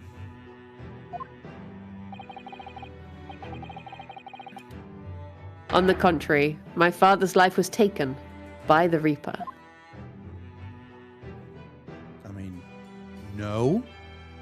No, That's you not wrong. true. You're actually wrong. Bippity-bippity-boo. Lord Van Zieks' fine collection of hallowed chalices and bottles, all lined neatly up. Yes, he's extremely particular about that. He has a strict regime for everything, from the storage of the casks to the bottling of their contents. Gosh, you must be having a really tough time with it being his apprentice. Actually, no. Oh? He's so particular about it all, he refuses to let anybody else touch any of it. So it's been So it's quite been easy. quite... Oh, sorry. For me, in fact. Talk about weird.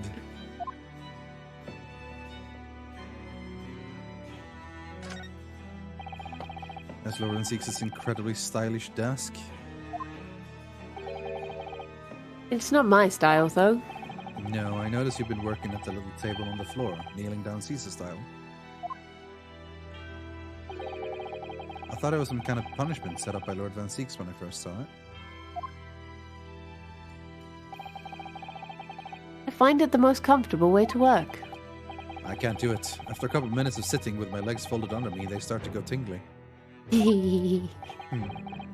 Don't exaggerate, Runosuke. We both know you can't even manage a minute. Rude. Ooh.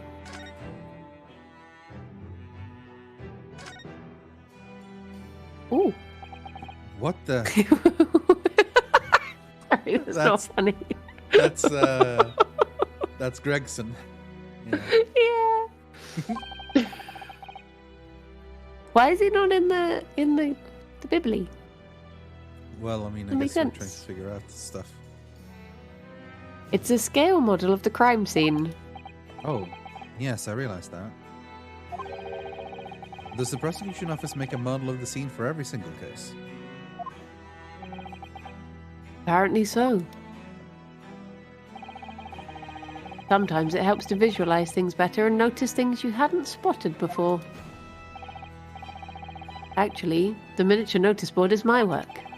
Be honest, you enjoyed making that.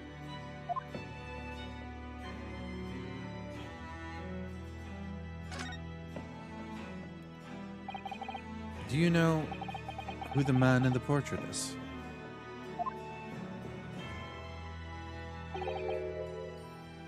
Why would I? What? But you're Lord Van Zieks' apprentice.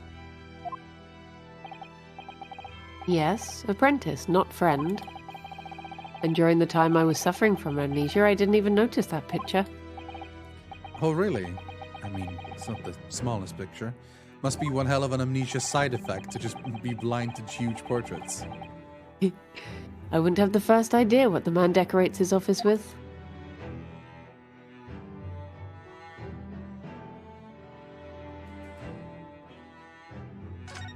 Bats. Ah! Jeez. Who has bats in their office? Wah!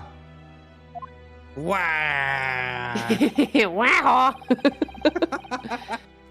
You disturbed the bats, did you? Fitting companions of Lord Van Zeek's, wouldn't you say? Actually, Factually. we've seen things flying in Lord Strongheart's office too. Doves, I think. Perhaps you have to like birds to attain rank in the judiciary here. Although bats aren't birds, of course. How about a sparrow for you? What's that supposed to mean? Oh, nothing. Sorry. Just thinking out loud.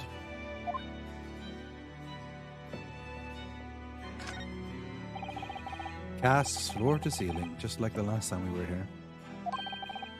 Hallowed barrels, I suppose. They're arranged according to vintage, flavour and region. Every week they're all taken out and put back in order. What? Every week? Lord Van Zeeks can't seem to settle on the perfect way of arranging them, you see. Vintage, flavour and region don't neatly coincide. That's the trouble. Gosh. Being his apprentice must be a real challenge. Actually, no. Oh? He considers the task too important to entrust to anybody else, so he does it entirely on his own. So he's a barrel of laughs here and in the court then. Ha ha. A barrel of laughs. A barrel of laughs. Good old brewmaster. I think that's everything. Yeah. Here's beer in your eye.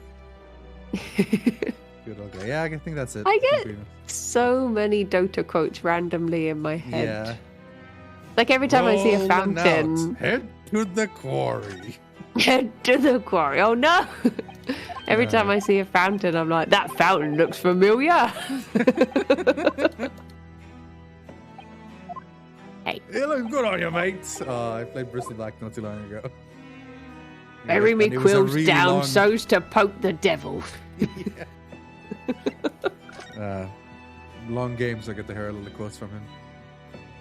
All right. Are we sure we've asked everything we need to? We can maybe present something. Now I'm not. Oh, true. I mean, Le be boo boo boo The boo Asogi boo. that literally references him, so. Take that. Kazuma, what do you make of now? He doesn't give a shit.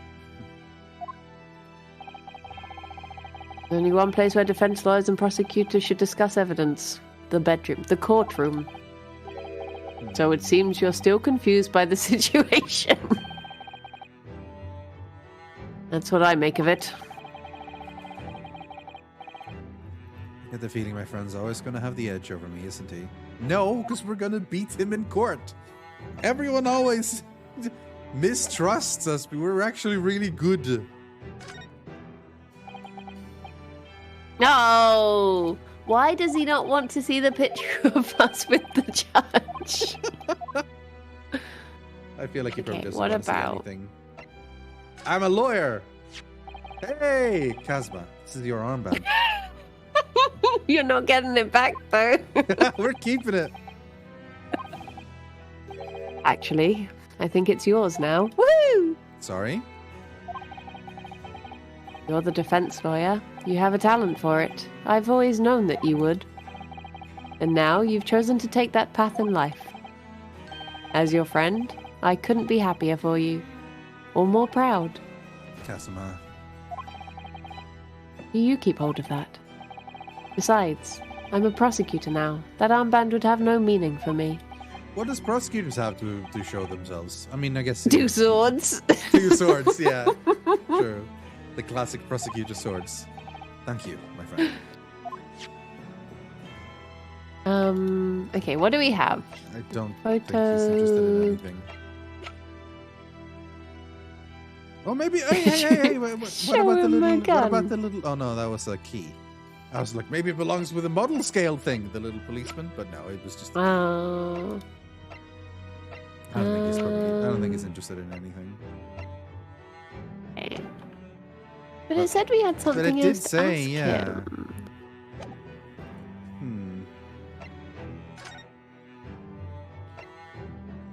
What could he be interested in? I don't know. Autopsy. Do But we, he's- what if yeah. I present this and say this is different to your thingy? Oh, He No. He doesn't care. He doesn't care.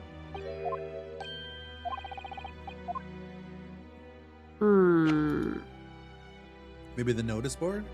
He talked about making the notice board. I don't know. No. I don't know. I don't, Are we just carrying this round with us? Yeah. Yeah. I get the The feeling we're not. entire It's not notice literally board. like in. I don't think it's literally like in an inventory. It's more like items we have noted down to talk about. You know. Oh. What? The what did you Reaper. present?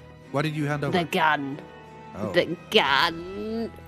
At last I get to take my revenge. Well, because that's a prosecuted gun, wasn't it? So is this his gun? Because Van Zieks has lost his, but Yeah. we don't know if it's his or not. Yeah. At last I get to take my revenge. Yes, man. Well, Van Zieks isn't responsible for your father's death. He's not the Reaper.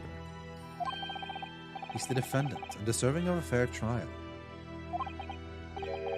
You mean like the one my father had? I mean, yeah, probably. If he was the killer, like, if he's gonna go around saying he was innocent, you're gonna need to give us some proof. Yeah. Sort of It's a entire close trial point. now, too. The conditions are exactly as they were 10 years ago. And even if it ruffles some feathers, I have a plan to show that man for what he really is. Smart.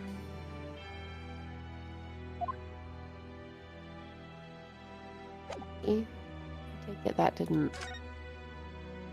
Nope.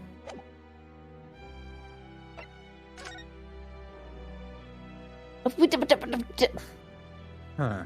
What else? I feel like we've presented everything and asked everything. Maybe the answer is yes, we have. Maybe that doesn't mean anything. Red-headed League, photo of Mr. Vigil, letter of introduction.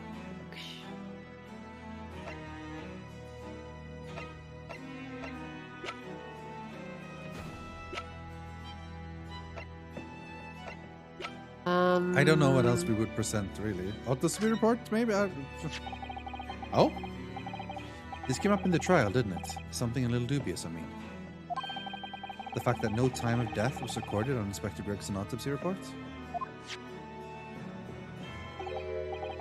Yes, there were some unexpected turns in the courtroom earlier.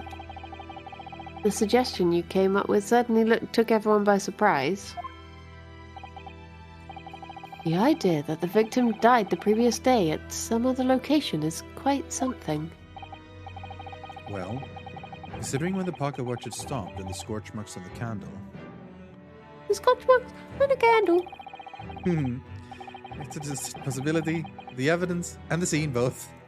Faint to it. Lucy, are you okay? Well, no, he's not. Kazuma, are you okay? To be honest. To be honest, it bothered me too. So I paid a visit to the autopsy room earlier. The coroner responsible wasn't there, but I got a name. It's Dr. Gory. If it wouldn't trouble you, Kazuma-sama, I'd very much like to speak with the coroner too. Of course. The last thing I want is for anything to be brushed under the carpet. Scotland Yard's autopsy laboratory is behind Lowgate Cemetery. Lowgate Cemetery. By Barclay Prison, you mean? Ah, you know it, do you? The prison where my father was incarcerated and robbed of his life. Kazuma-sama. Well, thank you. We'll pay a visit to the laboratory later today. I guess that was it. There we 100% go. down. Runosuke, I want to thank you. What for?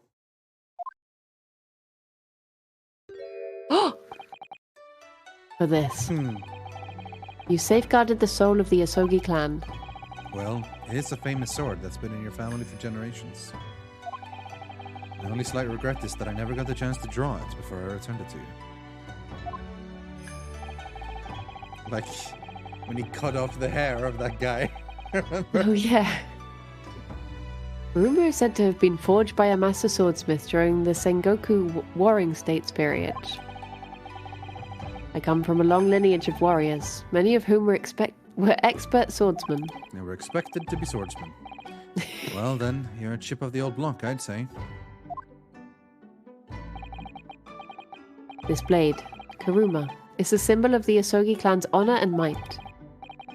Apparently, one of my father's apprentices even took the blade's name for a surname. Really? Karuma? That sounds formidable, that's for sure. I wonder if that's like a reference to someone else in Phoenix Wright history or something. Yeah. I feel like it has to be. With the risk of spoils, I'm gonna Google. Uh-oh. Karuma May. Oh, is that Franziska von Karma's original name? It is. Huh. So in Japan, Franziska von Karma was called Karuma May, and so that's why von Karma became Karuma. Karma. Ah. Yeah. So yeah, that's the von Karma family from Phoenix Wright. Cool. All right. 16 years ago, when my father was a visiting student here in London, he had his sword forever at his side. Which is why it means so much to me that I have it by my side again now too. Hey, smiling for once. That is all thanks to you. It was an honor. But can we get your other sword now? It feels weird when I don't have the sword to lean on with my stance. Yeah. Now, I have preparations to make for tomorrow.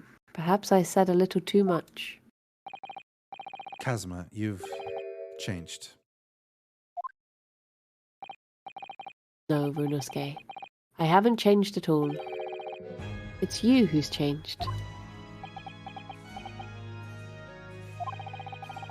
I can completely understand your resentment of Lord Van Seeks, given what's happened. But the fact is, those events in this case are, well... Unrelated? Is that what you want to say? How can you be so sure? What do you mean? Never mind. That man is the Reaper, and it's for that reason that the Inspector was killed. I'm going to prove as much in court tomorrow. By whatever means necessary. I can't let you do that, Kazuma.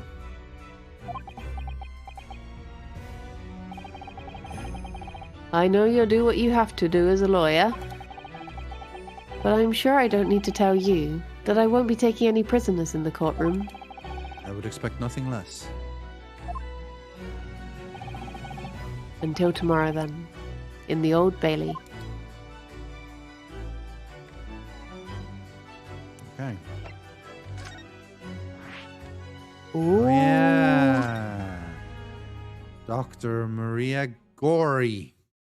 Oh my gosh. That is real creepy. A lot of weird dolls. It's like a November Forensics Laboratory. They're also kind of cute. This place really is creepy, isn't it? Like this one because it looks like a worm on a string. Of course. Of course. Well, being a dead room, it's probably full of the spirits of the dissected. But actually, there's a rather pleasing scent of roses in the air. Well, being a dead room, the coroner probably needs a bold scent like that to mask the odor of death. Iris, do you think we could change the subject?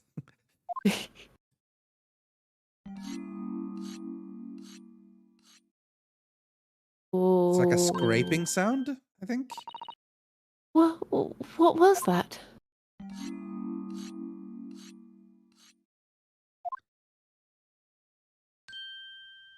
There she is.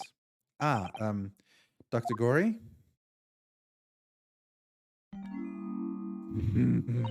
She was sharpening the scalpel. Ooh. What? Do you want to give it a go? Okay, yeah. Okay. That noise before. I was sharpening my tools. I'd be dead meat if I didn't keep a perfectly keen edge on them. Right. When following the collagen fibers in the dermis, an expertly sharpened scalpel cuts like cheese. Would you like a demonstration? Oh, yes please, I'd love to see. Then, I think you'll do nicely. No, I wouldn't do nicely at all. I mean, maybe some other time.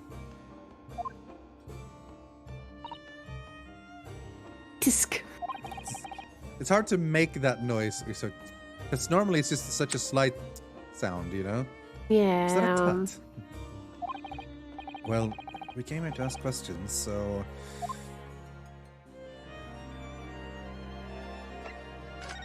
Bit nerve-wracking. We have actually met before. I'm a lawyer, if you remember. You're not dead yet. What? So Mama said I wasn't to cut you open. She's so strict about things like that. Is it a good idea to have such a psychopath as the doctor? It feels maybe a little bit weird. Like, she's clearly absolutely insane. Well, good. Dr. Scythe has some scruples at least. It's pronounced scalpels.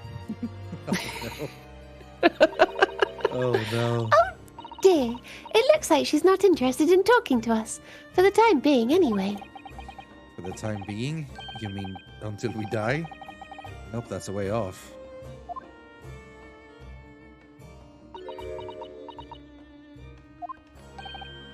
Sorry, but I wasn't planning on dying anytime soon.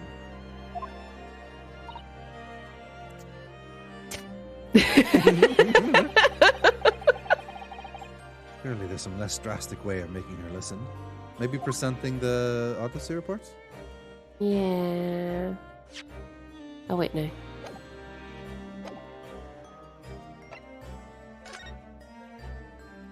She's very enthusiastic about her work.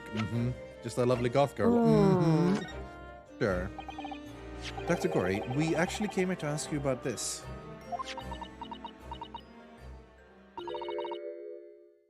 He was very good. Good? Sorry? His skin didn't snag my blade once, and very little mess. His joints dislocated easily, and his muscle tissue was a pleasure to work with. We can skip those details. But there is one thing about the report that's caught my attention. You don't seem to have recorded a time of death.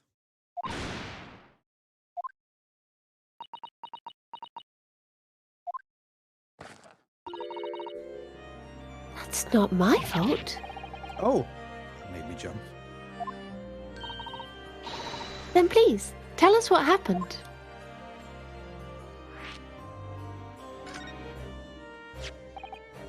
So, why doesn't this autopsy report include the victim's time of death then? It's really the most crucial detail. Back on, I see. I was told not to write it. What? By whom?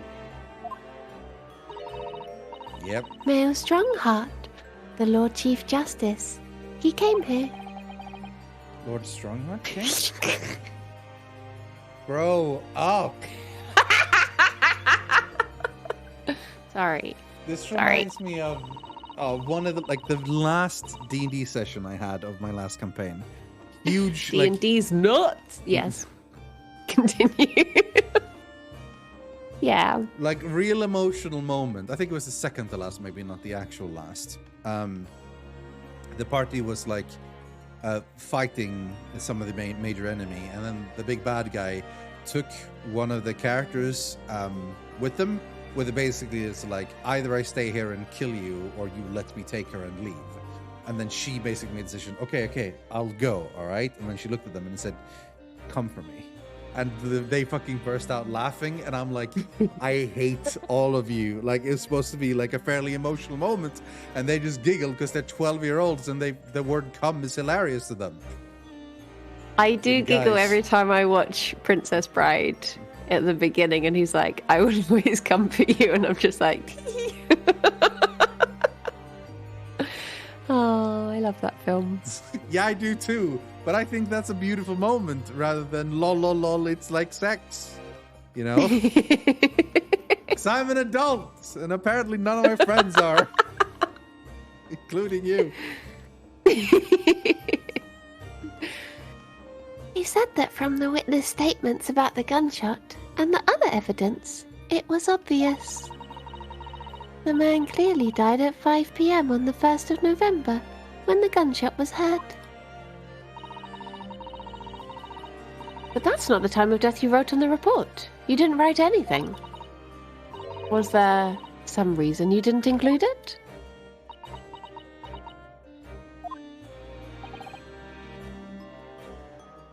Dr. Gory, if you're hiding something under Lord Strongheart's instructions, then sooner or later, you're going to go through the same way as your mother. Oh, prison. Give it here then.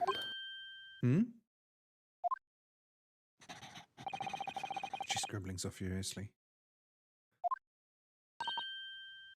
There. You've written...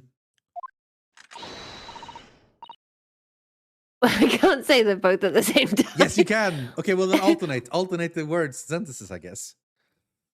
What? What's she written? Tell us! Yeah, that works. Indeterminate. What? The details of the autopsy report have been updated in the court record.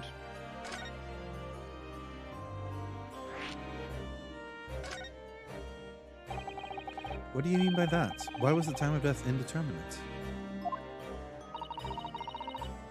When the specimen was brought in, it was still fresh.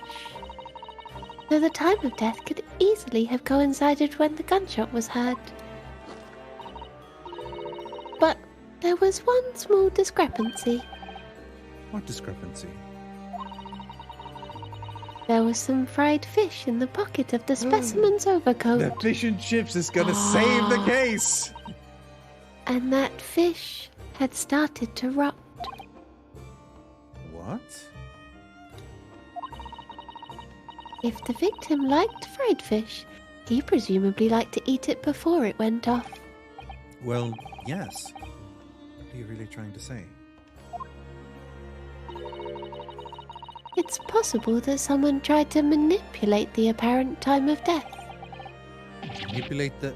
Is that even possible to do?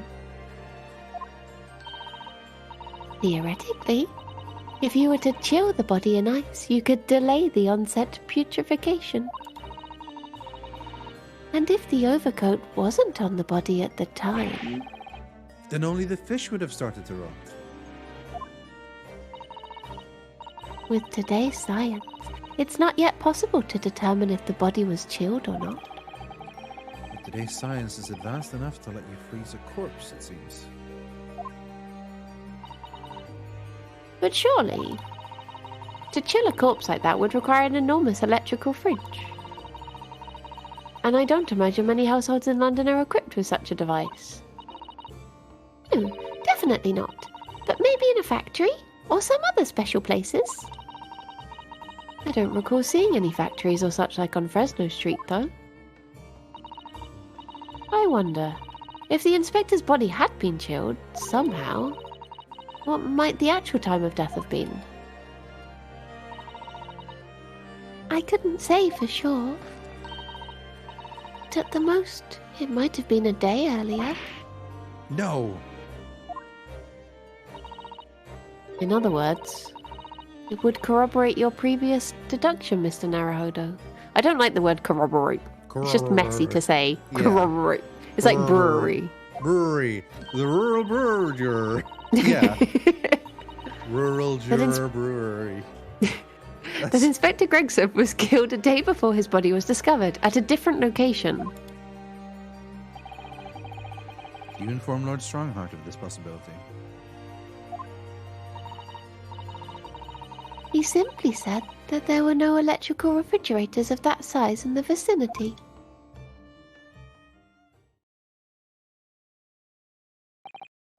Oh yes, one other thing. Something the governor of Barclay Prison told us. He said that your mother, Dr. Scythe...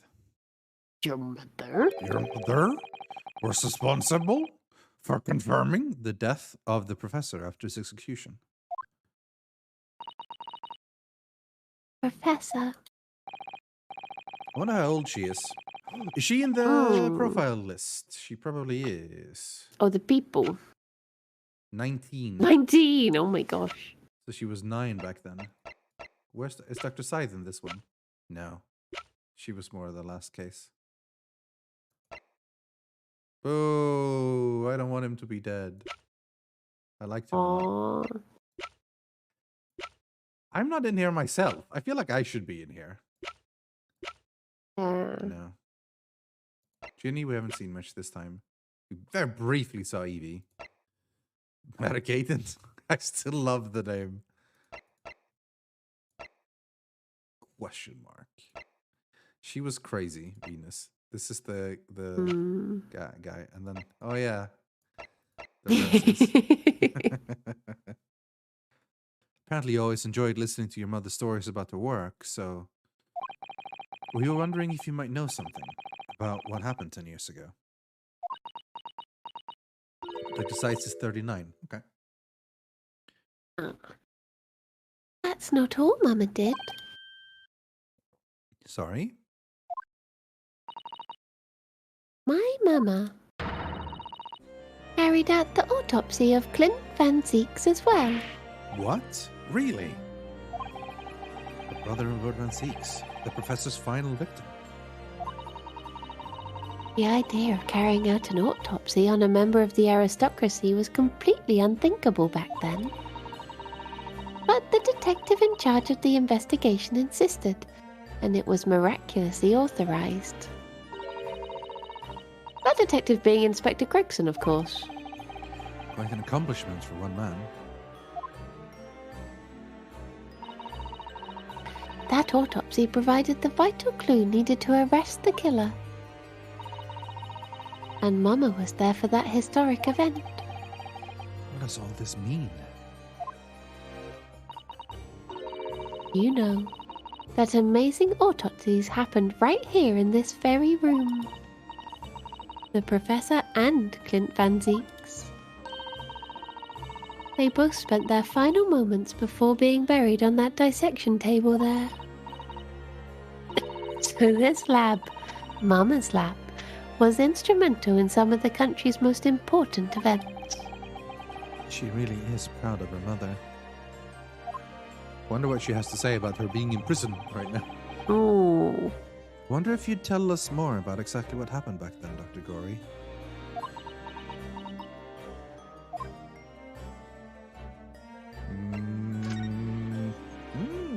Okay.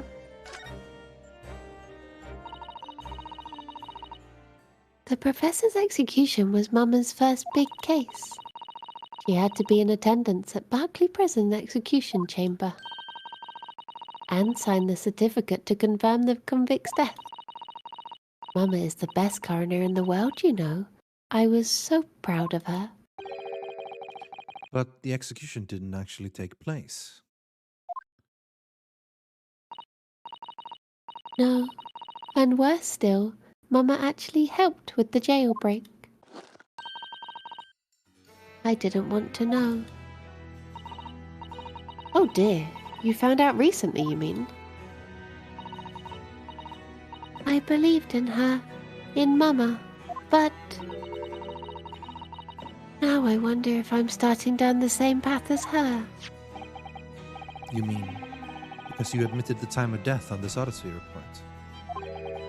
But that's because Lord Strongheart forbade you from including it. Just like Mama. I'm sure she was coerced by somebody too. Maybe the very same person. Oh, That's my feeling as well.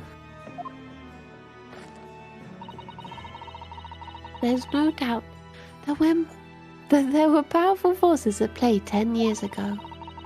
The execution couldn't have been staged without a lot of... Alexa, I'm not talking to you. Execution, Alexecution? Yes, I'll help you search for cution. No big deal, yeah. Alexa. Without a lot of people at the prison knowing about it. Obviously, the prison governor must have been in on it as well.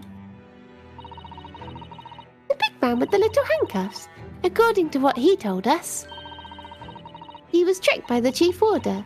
He says he knew nothing about it.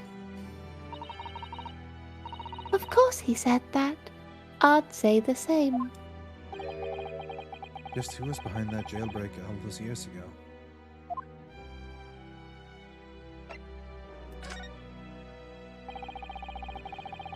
You mentioned the autopsy of Clint Van Zeeks.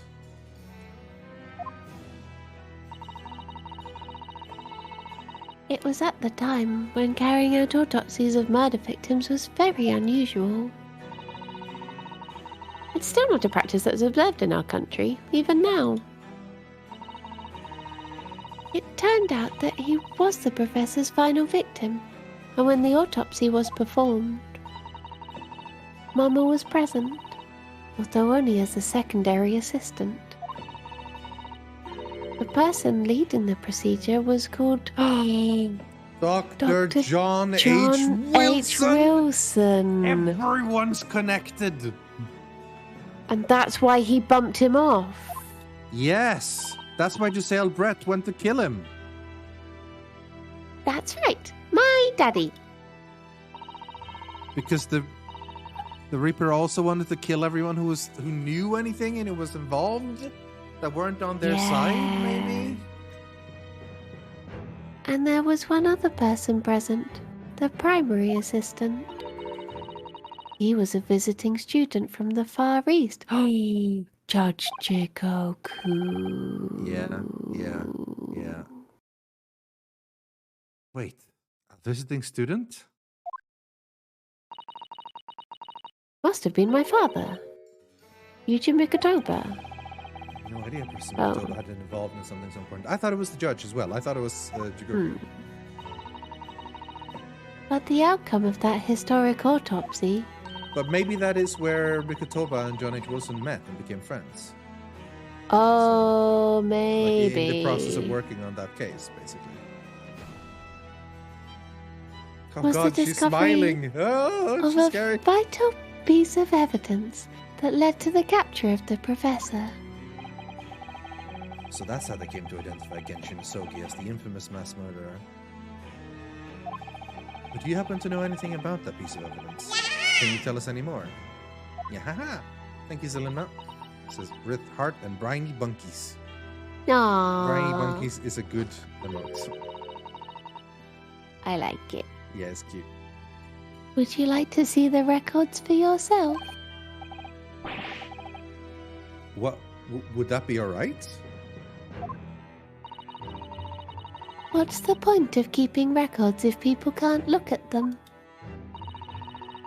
They're filed under V at the back of those cupboards with the other records from the last decade. Thank you. Why me? Van Zeeks. Oh yeah, of course. Of course. Yeah, makes sense. Let's see, Van Seeks. That's strange. What, Mr. Naruhodo? They aren't here. There's nothing under Van Seeks. There must be.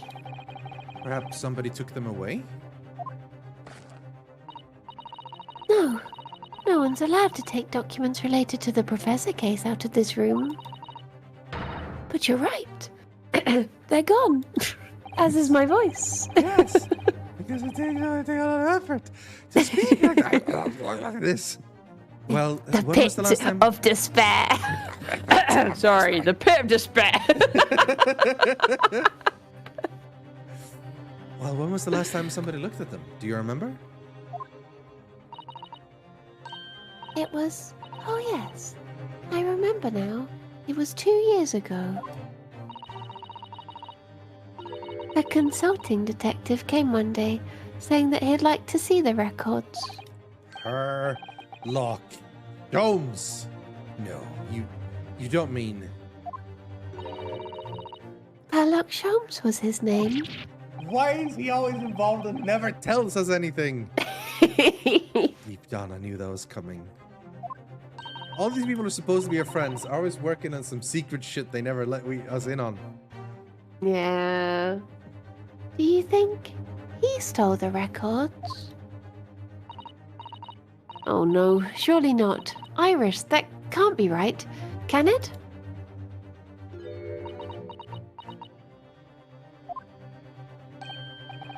Iris? Oh. Uh-oh.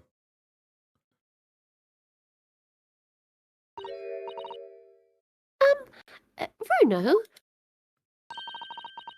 I hope you don't mind, but What is it, Iris? I've just remembered something very important I have to do. I'm going to have to leave you now. Oh, this is very sudden, Iris. Well, we'll come with you then. Oh, no, there's no need. You and Bruno can take your time here. Bye for now, then. Good luck. And away the 10-year-old girl runs. Wait a minute, little girl. Me? I remember now. You've been here before, haven't you? What, back when she was 8? Have you, Iris? Yeah. Yes. 2 years ago, when that detective came. You were with him, weren't you? You were a living specimen then, too. That's the way it usually works, yes? Was I? I really don't remember. Anyway, sorry, but I must dash. Wait, Iris. I'll brew up a pot for you when I get home. What's the matter with her? What's the matter with that guy? She's behaving really strangely all of a sudden.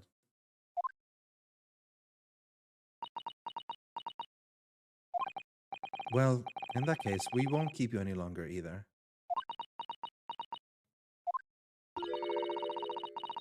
Been quite a while since I had any visitors. This was really fun.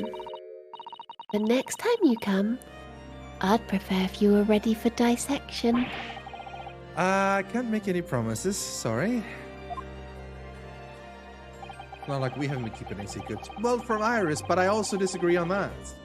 I feel like we should have told Iris about that too. It's a bit strange that the records of Clint Van Seek's autopsy have disappeared. But I think we've asked all we came to ask now.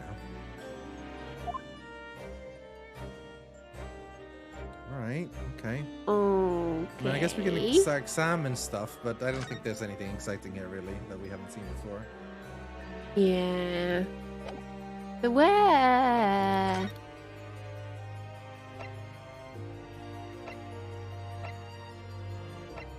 Oh. The street room? 2nd November. Room on First Street.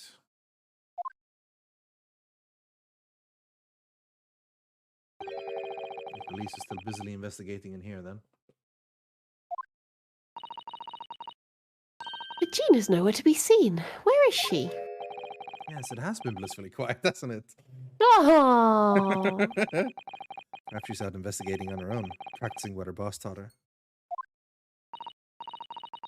Well, I expect she'll be back before too long. Shall we wait? Actually.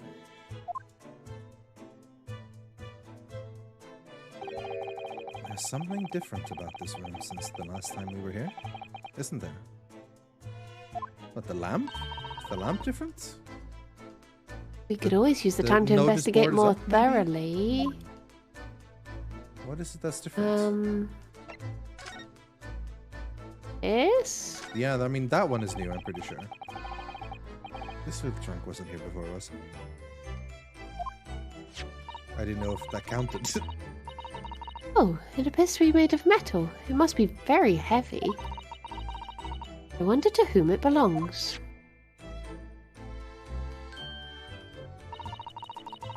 There are some initials on the outside. Look. T.G. Tobias Gregson. The governor. Let's ask one of the policemen if they knew how it came to be here. Oi! What do you think you're doing?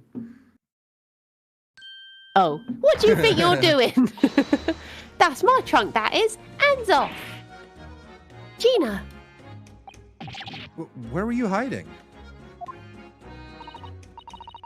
I don't know. You leave something unattended for a few seconds and every Tom, Dick and Harry's got greedy eyes on it. Just a wild guess, Gina, but What? Spit it out, Odo. is it fair to say that you've only owned that trunk since this morning's trial? What? What are you trying to say? Come on, this trunk goes with me everywhere. Always has. Where have you been the last year? Trying not to incur your wrath, mainly.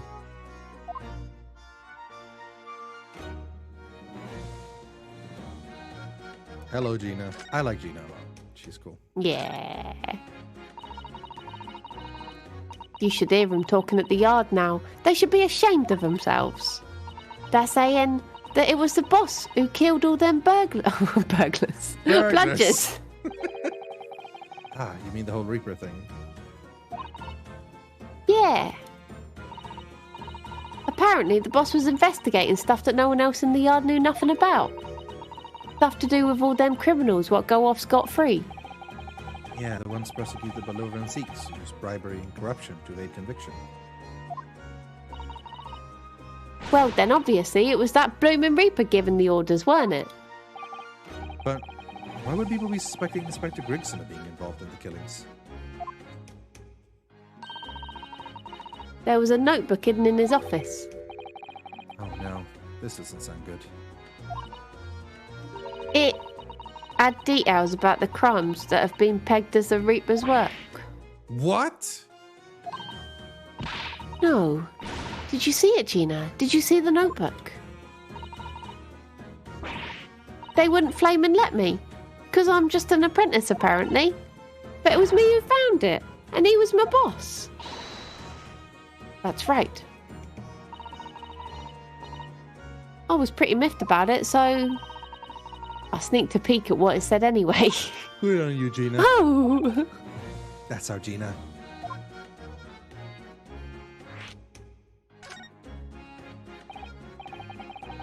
So, you managed to see what was written in Gregson's secret notebook anyway, did you? Way I see it, it's my right to read what he wrote. What had he written, Gina? Dates, times, places, names. An whole long list of them. All details about the bludgeons supposed to have been done in by the Reaper. But there could be an explanation for that. Perhaps it was a record of the Inspector's investigations into the Reaper's activities. Yeah, see, that's what I'm thinking. Exactly, that's what I said. That's the first thing you'd think, right? As it happens, it was full of names I recognised anyway. Well, the Reaper's targets were almost exclusively known leaders of London's criminal underworld. Well, yeah, but there was one name right at the end of that was a bit odd. The end of the list, you mean? I'm pretty sure the date against it was 31st October. Oh, the day before the inspector was found dead. So, what was the odd name? It weren't like a name I'd seen before. It was something like, Nah, it's no good. I can't remember it. I don't think it was an English name, was it, Jugoku? put it that way. Or maybe they were trying to do in her dad, because if he was there, that's another one to try and bump off. Well, both Jikoku and Mikotoba were involved. You know? Yeah, true. So in theory, both of them are dangerous. In fact, I wouldn't be surprised if one of them is the victims in case 5. No. I hope not. And if so, I hope it's Jikoku. Sorry. Even though he's a funny, guilty man. But I would almost Sasato's dad to die, you know? Yeah. Oh dear, what a pity. There was something else too. I don't know if it matters, but the same name kept coming up over and over. Shin, it was. Don't suppose it means anything, but... Assassin. Did you say Did you Shin? Eh? What? Does it mean something? It does mean something. Loven Six knew the name too. He mentioned her as well. The woman who actually did the deeds. And now we found out her name appeared in Gregson's secret notebook.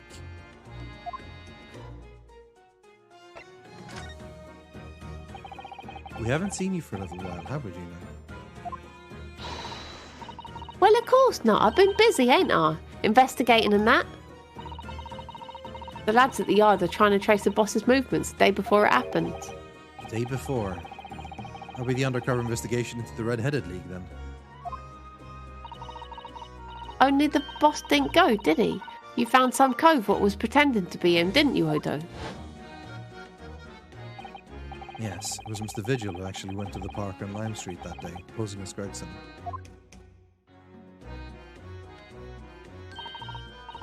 Well, anyway, you ain't the only one turning stuff up. I've got my own ways of getting results. Toby!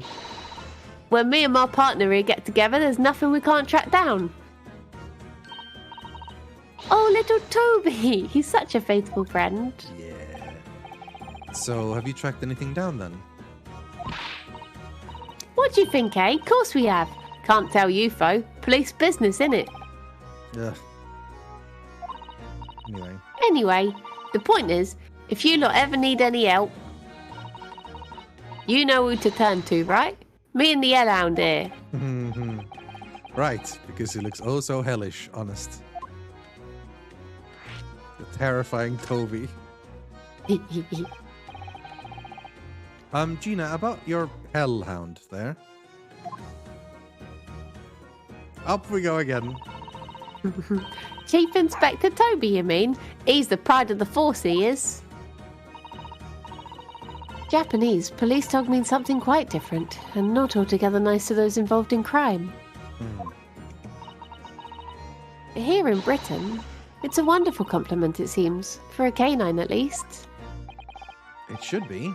After all, in the Great Exhibition case the other day, it was Toby here who managed to locate Trevor's workshop. True. True. Maybe it's time for another demonstration of what this super dog can do, eh? Do we have something the Chief Inspector could catch the scent of, I wonder? Maybe The wig. the hairpiece, yeah? Although, Let's see. The But then wig he's just wouldn't going to have find actually- Gregson. Wouldn't he just lead him here, really? oh. Isn't it that we do want to find where Gregson was Yeah. before? I mean, the wig or that one, maybe not too horrible. Maybe the watch? Take that! Well, Chief Inspector Toby, if you wouldn't mind having a sniff of this.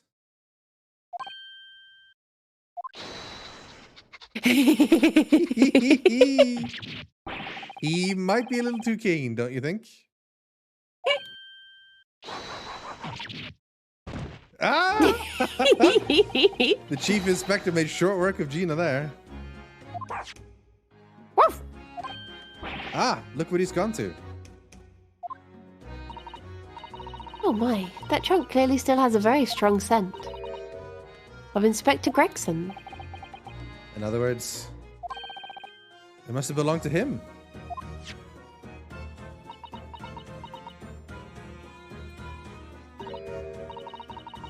Oh, all right. It's a fair cop, I suppose. And you nearly got away with it too. Always talk so proudly of Chief Inspector Toby's nose and what it can achieve. Did it not cross your mind that he might identify something that was right next to us? Yeah, that was a bit of a bloomer, weren't it? That's enough now then, Gina. Eh? I think it's time you told us the truth about that trunk. You know which animal is always on a vacation? No. An elephant, because it always carries a trunk.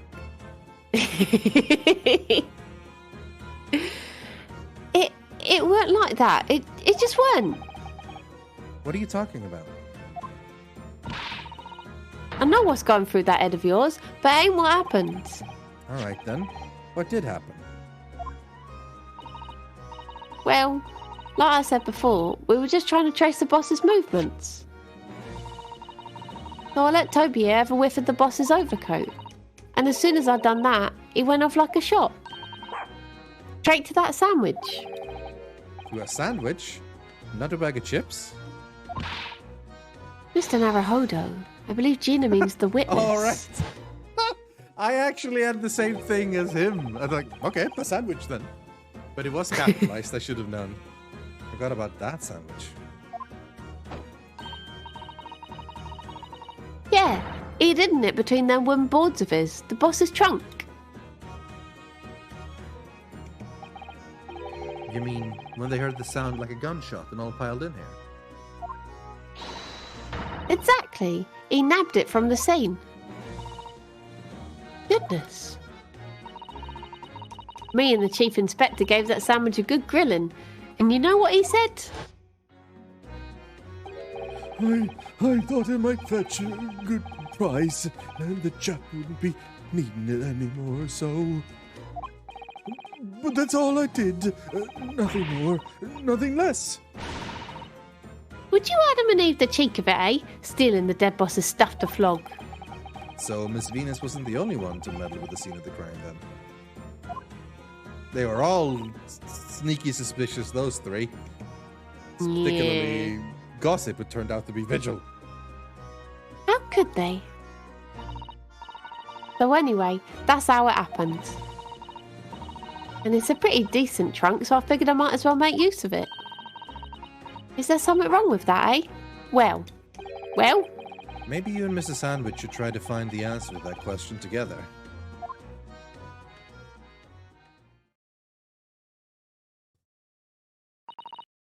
I think perhaps that trunk should be turned over to the police, don't you? What are you on about? I am the police. Gina, if you wouldn't mind. Could we maybe examine it? Yeah, all right then. Do what you want with it.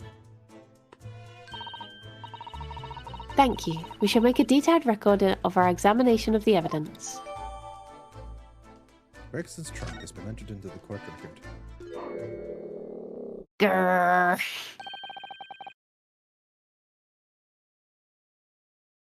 What's the matter with Toby? Why is he acting so aggressively towards me all of a sudden?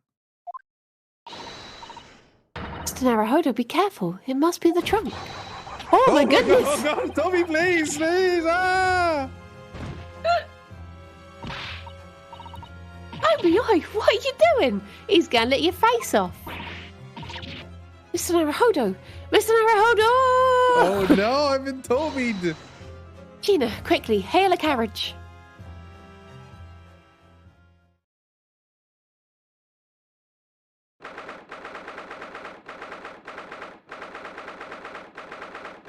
November 457, Naruhodo's legal consultancy.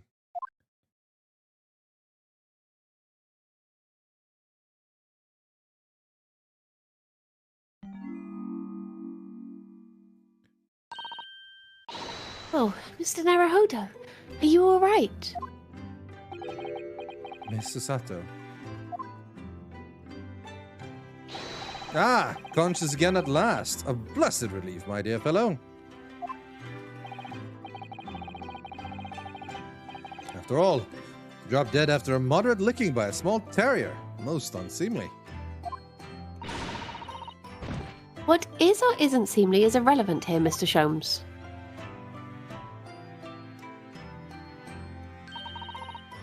I'm so glad there's no lasting damage. How are you feeling?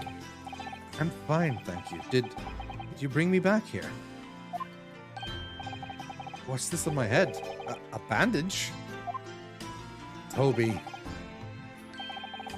Sadly, we had no ice, so that is a corpus of sugar water. What? Why? Sugar water. Sugar water?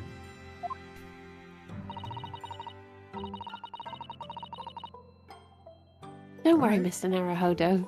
It's a first aid treatment that my father taught me. Oh, thank you. So, let us take tea when you're feeling up to it. But of course, no sugar in the patient's cup. The bump on my head is throbbing sweetly enough, don't worry. Whenever you feel ready, then. There's a good optional conversation back at Fresno Street if you go there before moving on to the next story location.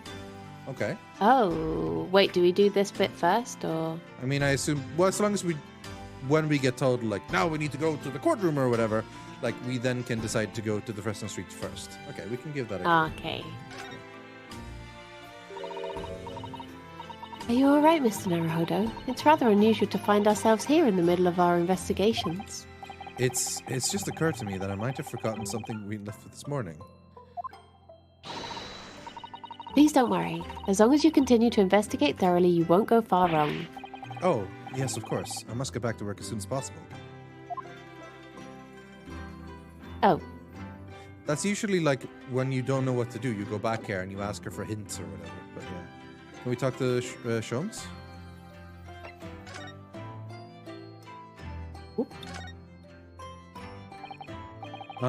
Thank you for your concern, Mr. Sholmes. My dear fellow, think nothing of it. I must say I was quite startled when I heard that you'd been attacked by a dog. For a moment, I feared that infamous murder of so many had come back from the dead. You mean the professor? Unfortunately, I see your prized throat is unscathed. That stiff, turned-up collar of yours obviously afforded some welcome protection. Was I that close to death? All I really remember is the dog licking my face over and over and over again. Well, if you wish to avoid such troubles in future, a little mustard spread on the cheeks should do the trick. Yes, I'm gonna go around with mustard on my cheek every time. I should think that it would balance the sweetness of your bandage rather splendidly. Present the Red-Headed League article. Oh no, to Van Zeeks, they're saying, for funny dialogue. Oh, maybe we can. So now where are we supposed to go? In theory, but then we don't go there. We go to Fresno Street instead, I guess.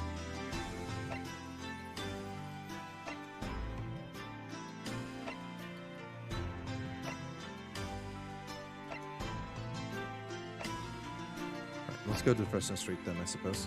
And then after that, we're going to prison, maybe? All right, do we talk to anyone in particular here? Can we see Gina? Or just one of the police officers, or? Oh, don't head downstairs. Okay, let's go talk to Gina. She might have an explanation for what the hell happened.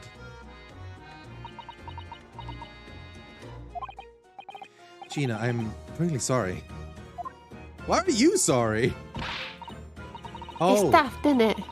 If you asked me a year ago, the cops could go hang for all I cared. We've got to have police, ain't we, to catch the bludgers. So us divers can go about our business in peace. Wait, sorry? I don't think I can hear that properly.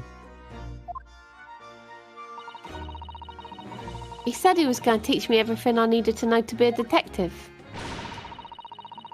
But all he got round to showing me is where the best flaming fish and chip shops are. Fantastic. Actually, that reminds me. Gregson said he was supposed to be going to Paris in the near future, didn't he?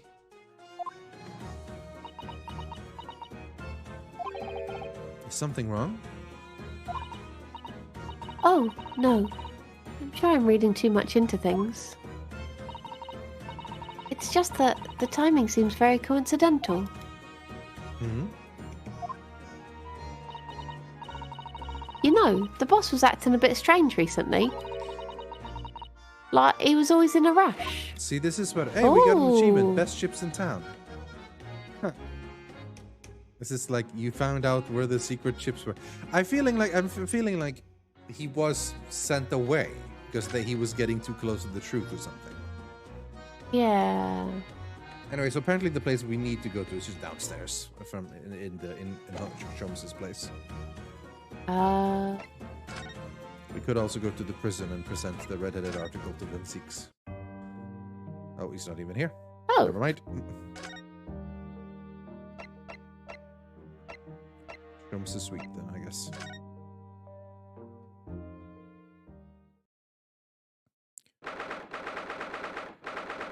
Second November. Sholmes is sweet. Her mit dem Schwarzbiergebot, bodend wie ein Feuerberg, den Schlund es mir verbrannt, ach Hopfen deine Wut. Her mit That's dem pretty sure that's German, by the way. Hmm. What on earth is going on in here? Am I having a bad dream? No. It's an old German folk song. Rather a fine rendition, I think. That's the least of my concerns. Iris? Like, there's Susato's dad with the thing thrown over him, with a mask on, with a cup in his hand. It's like he's been dosed. Iris, what's the matter? Any Germans in chat?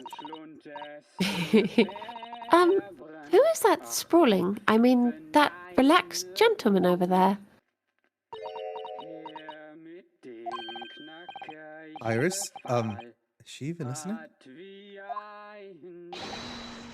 Excuse me, sir. I do apologize for troubling you whilst you're singing so merrily, but would you be kind enough to explain the situation?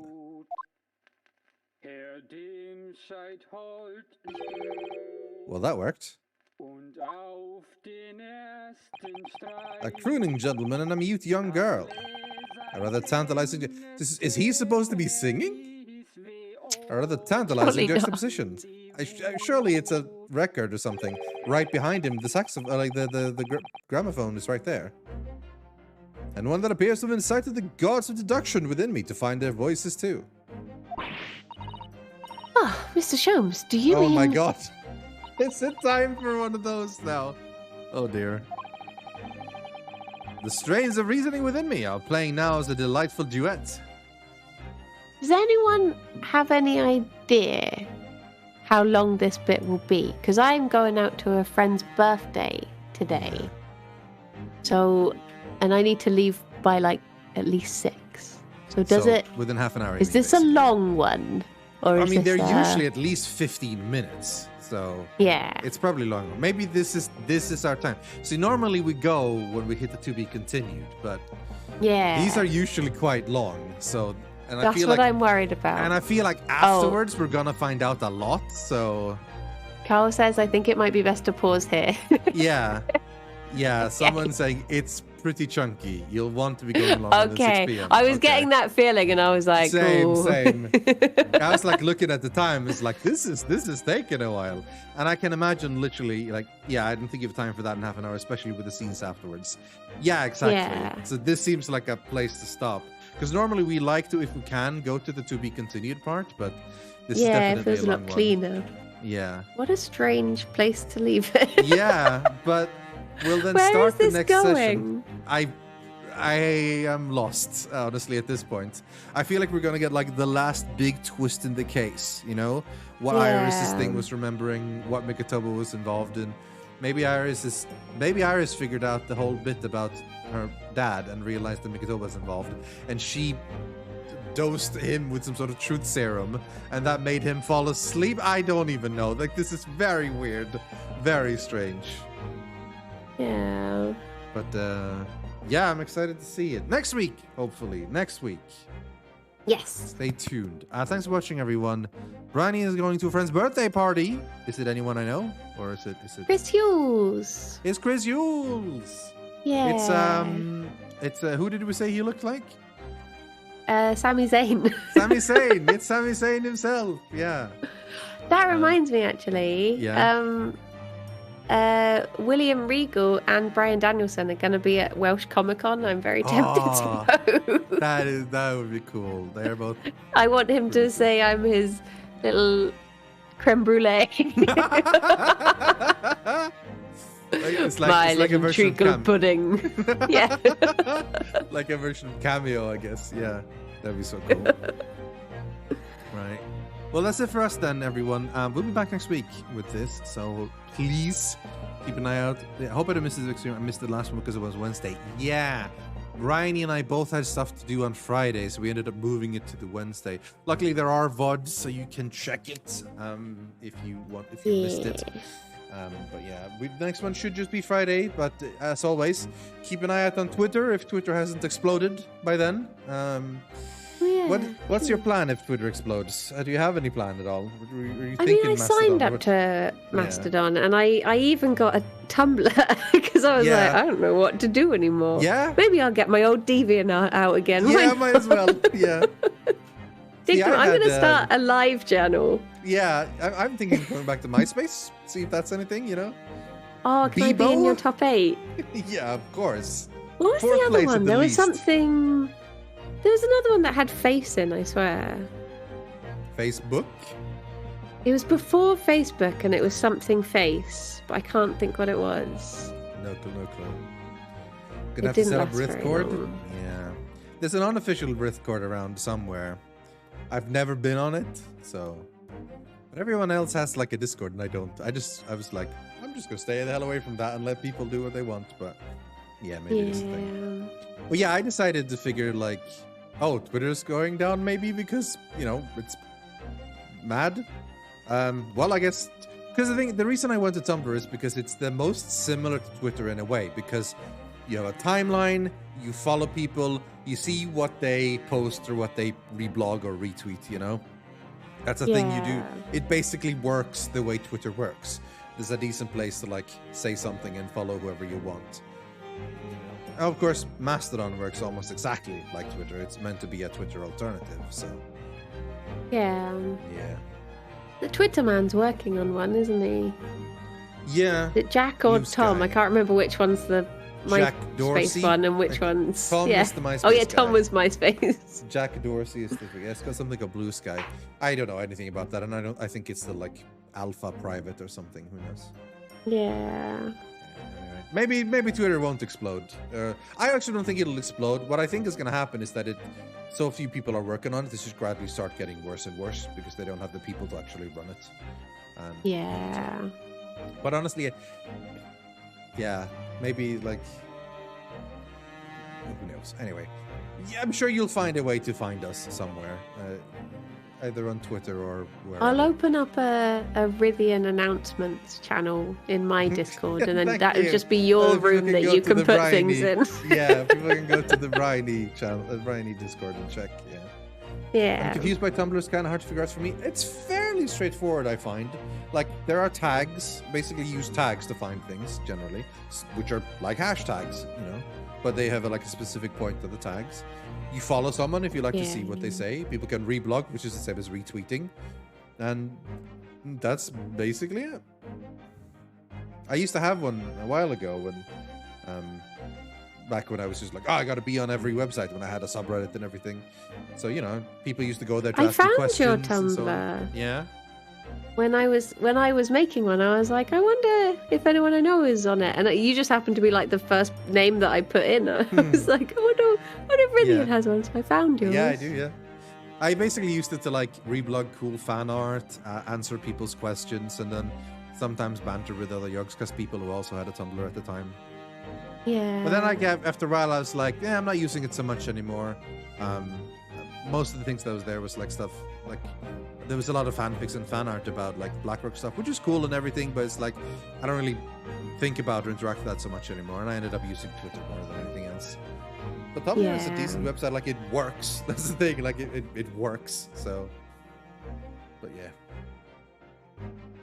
Anyway, do I have a Discord server? No, I don't. I mean, I have a Discord where me and my friends hang out, and I also have my own very personal Discord server, which I think because of the way Discord works, if you are subscribed to this channel and you connect your Discord to Twitter, you will technically see my own super personal Discord server.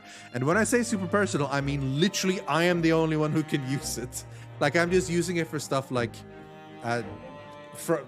easily transfer from stuff from my phone to my PC, for example. Use it as like a system there, or also so that I can use my own emotes on Discord. Basically, it's not really meant for people to like chat and talk to there. I intended for it to be completely hidden, but people can still see it. Right now, they just can't do anything there. They go in and it's like empty because it shows up as no channels available. Yeah. But yeah, who knows what happens, man? Like, why can't I press G? G!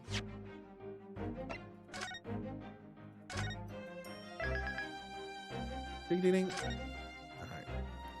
Alright. But there is a unofficial Rydian Discord server around there somewhere that I'm sure someone has the link to, but I cannot vouch for that. I am not on it. I don't know who runs it. I don't know the rules, so I have no idea.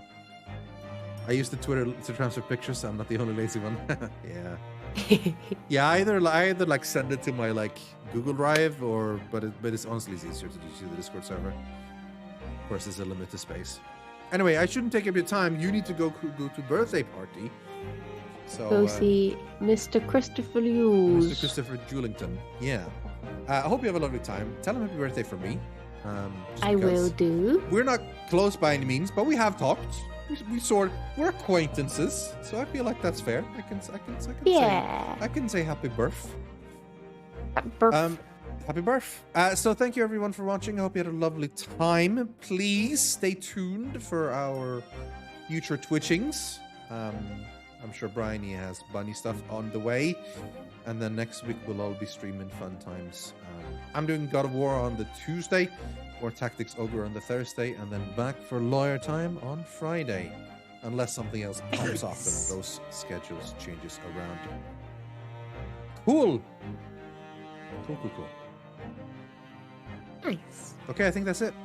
I think we were out of stuff to say. Have a lovely time. Have a lovely weekend. You too. And I will talk to you during the weekend, I'm sure. Yeah. Okay, bye everyone. Bye-bye. Bye-bye. Bye for now. Bye-bye. All right, friends. Let's see about throwing you away to friend with the raid. Well, Kirsty's the obvious option, but how about we send you Zoe, maybe? Shadow? Edwin?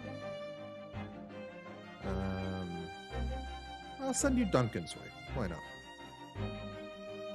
He's playing Pokemans.